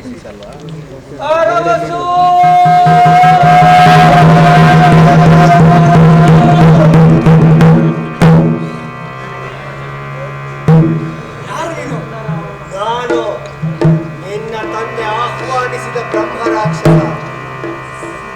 ನಿನಗೇನು ಬೇಕು? ಮೋಕ್ಷ, ಬಿಡುಗಡೆ, ಚಿರಂತನ ಶಾಂತಿ ಬೇಕು ಅರವಸು. ಇಂದ್ರದೇವ, ಅರವಸು, ಮಿಥಿಲೆಯನ್ನು ಜೀವಂತಗೊಳಿಸಬೇಕಾದರೆ ಕಾಲಚಕ್ರ ಹಿಂದು ಕುರಳಬೇಕು. ಬ್ರಹ್ಮ ರಾಕ್ಷಸನಿಗೆ ಮೋಕ್ಷ ದೊರಕಬೇಕಾದರೆ ಕಾಲಚಕ್ರ ಮುಂದೆ ಕುರಳಬೇಕು. ಇವೆರಡೂ ಒಂದೇ ಸಮಯದಲ್ಲಿ ಅಸಾಧ್ಯ. ನಿನಗೆ ಇವೆರಡರೊಳಗೆ ನಿನಗೇನು ಬೇಕು ಹೇಳು. ಹಾಗಾದ್ರೆ ನಾನೇನು ಮಾಡಲಿ? ಬ್ರಹ್ಮ ರಾಕ್ಷಸ, ನಾನು ಅಸಹಾಯಕ. ಹಾಗೆಲ್ಲ ಬೇಡ, ನನ್ನ ಕೈ ಬಿಡಬೇಡ. ಇನ್ನೊಂದು ಮಾತು ಅರವಸು, ಯಾರ ಆತ್ಮಕ್ಕೂ ಮೋಕ್ಷ ಕೊಡುವ ಶಕ್ತಿ ದೇವತೆಗಳಿಲ್ಲ. ಆ ನ್ಯಾಯವೇ ಬೇರೆ. ನಾನು ಒಮ್ಮೆ ತಥಾಸ್ತು ಅಂದ ಮೇಲೂ ಬ್ರಹ್ಮ ರಾಕ್ಷಸನಿಗೆ ಮೋಕ್ಷ ದೊರಕದೇ ಹೋಗಬಹುದು. ಮಿಥಿಲೆಯೂ ಸಹ ತಿರುಗಿ ಬರದೇ ಇರಬಹುದು. ಕೇಳಿದೇನು ಬ್ರಹ್ಮ ರಾಕ್ಷಸ? ಇಂದ್ರದೇವ ನಿನಗೆ ತಥಾಸ್ತು ಅಂದರೂ ಕೂಡ ನಿನಗೆ ಮೋಕ್ಷ ದೊರಕದೆ ಹೋಗಬಹುದು. ಆದರೆ ನನಗೆ ಮಿಥಿಲೆ ಬೇಕೇ ಬೇಕು. ನನ್ನನ್ನು ಕ್ಷಮಿಸು. ಕ್ಷಮೆ? ನನ್ನಲ್ಲಿ ಕ್ಷಮೆ ಇಲ್ಲ. ಇರುವುದು ಈ ಯಾತನೆ ಮಾತ್ರ. ದೇವಾನುದೇವತೆಗಳಿಗೆ ಅರ್ಥವಾಗದಂತ ಯಾತನೆಯನ್ನ ನೀನು ಅರ್ಥೈಸಿಕೊಳ್ಳಬಲ್ಲೆ. ಕರುಣೆ ತೋರಿಸುವ ಅರವಸು. ಅಯ್ಯೋ, ನಿನ್ನ ಮಾತನ್ನು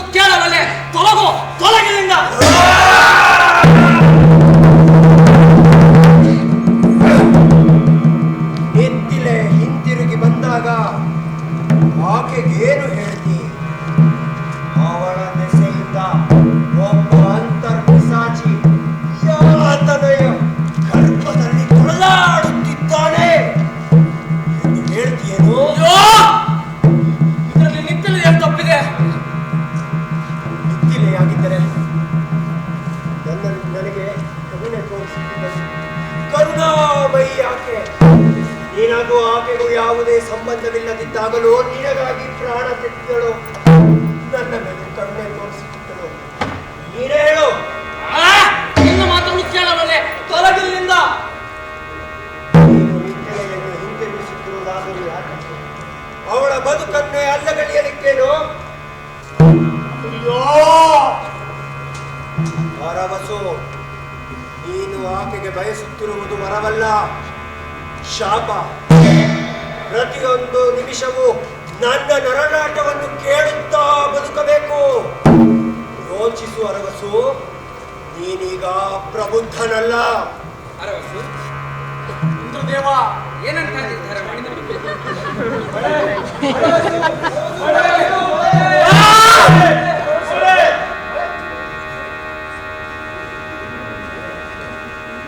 ಇಂದ್ರದೇವ, ಈ ಬ್ರಹ್ಮ ರಾಕ್ಷಸನಿಗೆ ಮೋಕ್ಷ ದೊರೆಯಲಿ. ಇದು ನಿನ್ನ ಕೊನೆಯ ಮಾತಷ್ಟೇ. ನಿತ್ತಿಲೆ ಕೂಡ ಇದನ್ನೇ ಬಯಸ್ತಿದ್ರು. ಆಗ ಕಥಾ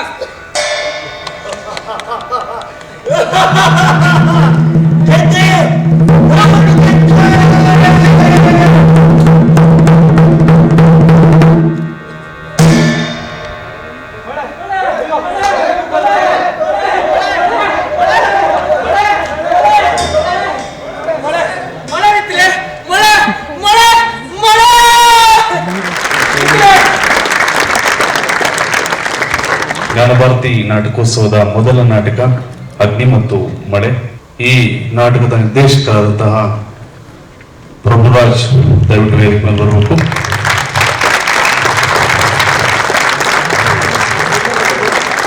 ನಮ್ಮ ಈ ಭಾಗದ ಮುಖ್ಯಸ್ಥರಾದಂತಹ ಪ್ರೊಫೆಸರ್ ಎಸ್ ವಿಶಾಲ ಮೇಡಮ್ ದಯವಿಟ್ಟು ವೇದಿಕೆ ಮೇಲೆ ಬರಬೇಕು ಮೇಡಮ್.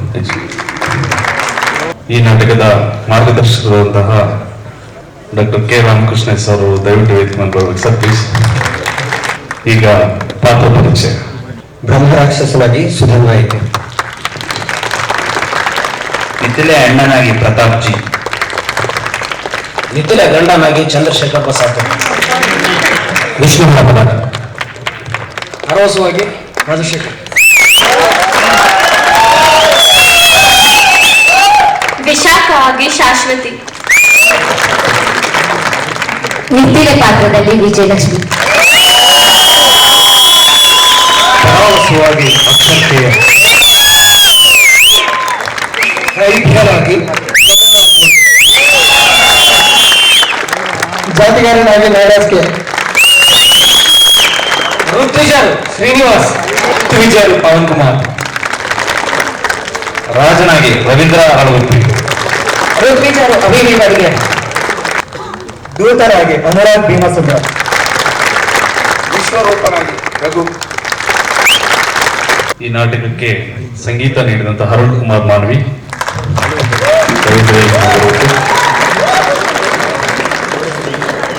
ಹಾಗೂ ಪ್ರಜ್ವಲ್ ದಯವಿಟ್ಟು ವೇದಿಕೆ ಮೇಲೆ ಬರಬೇಕು. ಈ ನಾಟಕಕ್ಕೆ ಪ್ರಸಾದವನ್ನು ನೀಡಿದಂತವರು ಮಾತೇಶ್ ಪಡಿಗೆ. ಈ ನಾಟಕಕ್ಕೆ ಬೆಳಕಿನ ವಿನ್ಯಾಸ ನಾಗಣ್ಣ ಮತ್ತು ಸುರೇಶ್ ಅವರಿಗೆ ದಯವಿಟ್ಟು ವೇದಿಕೆಯಲ್ಲಿ ಬರಬೇಕು. ಈ ನಾಟಕವನ್ನು ಕುರಿತು ಮುಖ್ಯಸ್ಥರಾದಂತಹ ಡಾಕ್ಟರ್ ಎಸ್ ವಿಶಾಲ ದಯವಿಟ್ಟು ಎರಡೆರಡು ಮಾತು ಹೇಳಬೇಕು ಮೇಡಮ್. ಬಹಳ ಉತ್ತಮವಾದ ನಾಟಕ ಪ್ರದರ್ಶನವನ್ನ ನಾವು ಇವತ್ತು ವೀಕ್ಷಿಸಿದ್ವಿ. ಈ ಒಂದು ಹೊರಾಂಗಣದಲ್ಲಿ ಬಯಲುರಂಗ ಮಂಟಪದಲ್ಲಿ ಈ ನಾಟಕ ನೋಡಿದ್ದು ಹೊಸ ಅನುಭವವನ್ನ ನಮಗೆ ಕಟ್ಟಿಕೊಟ್ಟಿತು. ಪ್ರತಿಯೊಂದು ಪಾತ್ರಧಾರಿಯು ಬಹಳ ಅದ್ಭುತವಾದ ಒಂದು ಪ್ರದರ್ಶನವನ್ನ ಈ ನಾಟಕದಲ್ಲಿ ನಮಗೆ ನೀಡಿದ್ದಾರೆ. ಎಲ್ಲರ ಪರವಾಗಿ ಈ ನಾಟಕದ ಒಂದು ರೂವಾರಿ ಅಂತ ಹೇಳ್ಬೋದು ಡಾಕ್ಟರ್ ರಾಮಕೃಷ್ಣಯ್ಯ ಅವರು, ಅವರ ಪರವಾಗಿ ಹಾಗೂ ನಿರ್ದೇಶನ ಮಾಡಿದಂತಹ ಶ್ರೀಯುತ ಪ್ರಭುರಾಜ್ ಅವರು ತುಂಬಾ ಬಹಳ ಸುಂದರವಾಗಿ ಇವತ್ತಿನ ಕಾರ್ಯಕ್ರಮದ ನಿರೂಪಣೆಯನ್ನು ಮಾಡಿದ ಡಾಕ್ಟರ್ ಶಿವಣ್ಣ ಅವರು ಇಷ್ಟೊತ್ತು ಕುಳಿತು ಈ ನಾಟಕದ ವೀಕ್ಷಿಸಿದ ಎಲ್ಲ ಪ್ರಾಧ್ಯಾಪಕರು, ಇತರ ವಿಭಾಗದ ಪ್ರಾಧ್ಯಾಪಕರು, ವಿದ್ಯಾರ್ಥಿಗಳು ಹಾಗೂ ಉತ್ತಮವಾದ ಒಂದು ಮೇಳವನ್ನು ಕಟ್ಟಿಕೊಟ್ಟು ಈ ನಾಟಕದ ಪ್ರದರ್ಶನಕ್ಕೆ, ಅದರ ಯಶಸ್ಸಿಗೆ ಒಂದು ದೊಡ್ಡ ಸಿಂಹ ಪಾಲನ್ನ ಹಂಚಿದ್ದಾರೆ. ಅವರಿಗೂ ಧನ್ಯವಾದಗಳು. ಮತ್ತೆ ನಮ್ಮ ಈ ನಾಟಕ ಪ್ರದರ್ಶನಕ್ಕೆ ಬಹಳ ಔಚಿತ್ಯಪೂರ್ಣವಾಗಿ ಬೆಳಕಿನ ಒಂದು ಸೌಲಭ್ಯವನ್ನ ಕೊಟ್ಟಿದ್ದಾರೆ. ಮತ್ತೆ ಧ್ವನಿವರ್ಧಕದ ಅಗತ್ಯತೆ ಬಹಳ ಇರುತ್ತೆ. ಇಂತಹ ಒಂದು ಬಯಲು ರಂಗ ಮಂಟಪದ ಪ್ರದರ್ಶನದಲ್ಲಿ ಬಹಳ ಯಶಸ್ವಿಯಾಗಿ ಅದನ್ನ ನೆರವೇರಿಸಿದ್ದಾರೆ. ಎಲ್ಲರಿಗೂ ಮತ್ತೊಮ್ಮೆ ಮಗದೊಮ್ಮೆ ಧನ್ಯವಾದಗಳನ್ನ ಹೇಳ್ತಾ, ವೇದಿಕೆಯ ಮೇಲೆ ಅಗ್ನಿ ಮತ್ತು ಮಳೆಯ ನಾಟಕವನ್ನ ಬಹಳ ಅದ್ಭುತವಾಗಿ ಅಭಿನಯಿಸಿ ಆ ಒಂದು ಪ್ರಾಚೀನ ಕಾಲದ ಯಾವ ಒಂದು ವಸ್ತುವನ್ನ ನಮ್ಮ ಕಣ್ಣೆದುರಿಗೆ ಅದ್ಭುತವಾಗಿ ತೆರೆದಿಟ್ಟಿದ್ದಾರೆ. ಎಲ್ಲ ವಿದ್ಯಾರ್ಥಿಗಳು ಎಲ್ಲರಿಗೂ ಶುಭಕಾಮನೆಗಳು ಹಾಗೂ ಅವರ ಈ ಶ್ರಮ ನಿಜಕ್ಕೂ ಸಾರ್ಥಕ ಆಗಿದೆ. ಇವತ್ತಿನ ಈ ಬಯಲು ರಂಗಮಂದಿರದ ಉದ್ಘಾಟನೆಗೆ ಅಗ್ನಿ ಮತ್ತು ಮಳೆಯಂತಹ ಒಂದು ಅದ್ಭುತವಾದ ನಾಟಕ ವಿಶೇಷ ಕಳೆಯನ್ನ, ವಿಶೇಷ ಅರ್ಥವನ್ನ ತುಂಬಿಕೊಟ್ಟಿದೆ. ಅದಕ್ಕಾಗಿ ಎಲ್ಲ ವಿದ್ಯಾರ್ಥಿಗಳಿಗೆ ಹೃತ್ಪೂರ್ವಕವಾದ ಧನ್ಯವಾದಗಳನ್ನ ಅರ್ಪಿಸ್ತಾ, ಎಲ್ಲ ಪ್ರೇಕ್ಷಕರಿಗೂ ಧನ್ಯವಾದಗಳನ್ನ ಅರ್ಪಿಸ್ತಾ ಈ ಒಂದು ಕಾರ್ಯಕ್ರಮವನ್ನು ಮುಗಿಸ್ತಾ ಇದ್ದೇವೆ. ಎಲ್ರಿಗೂ ಧನ್ಯವಾದಗಳು. ಶುಭರಾತ್ರಿ.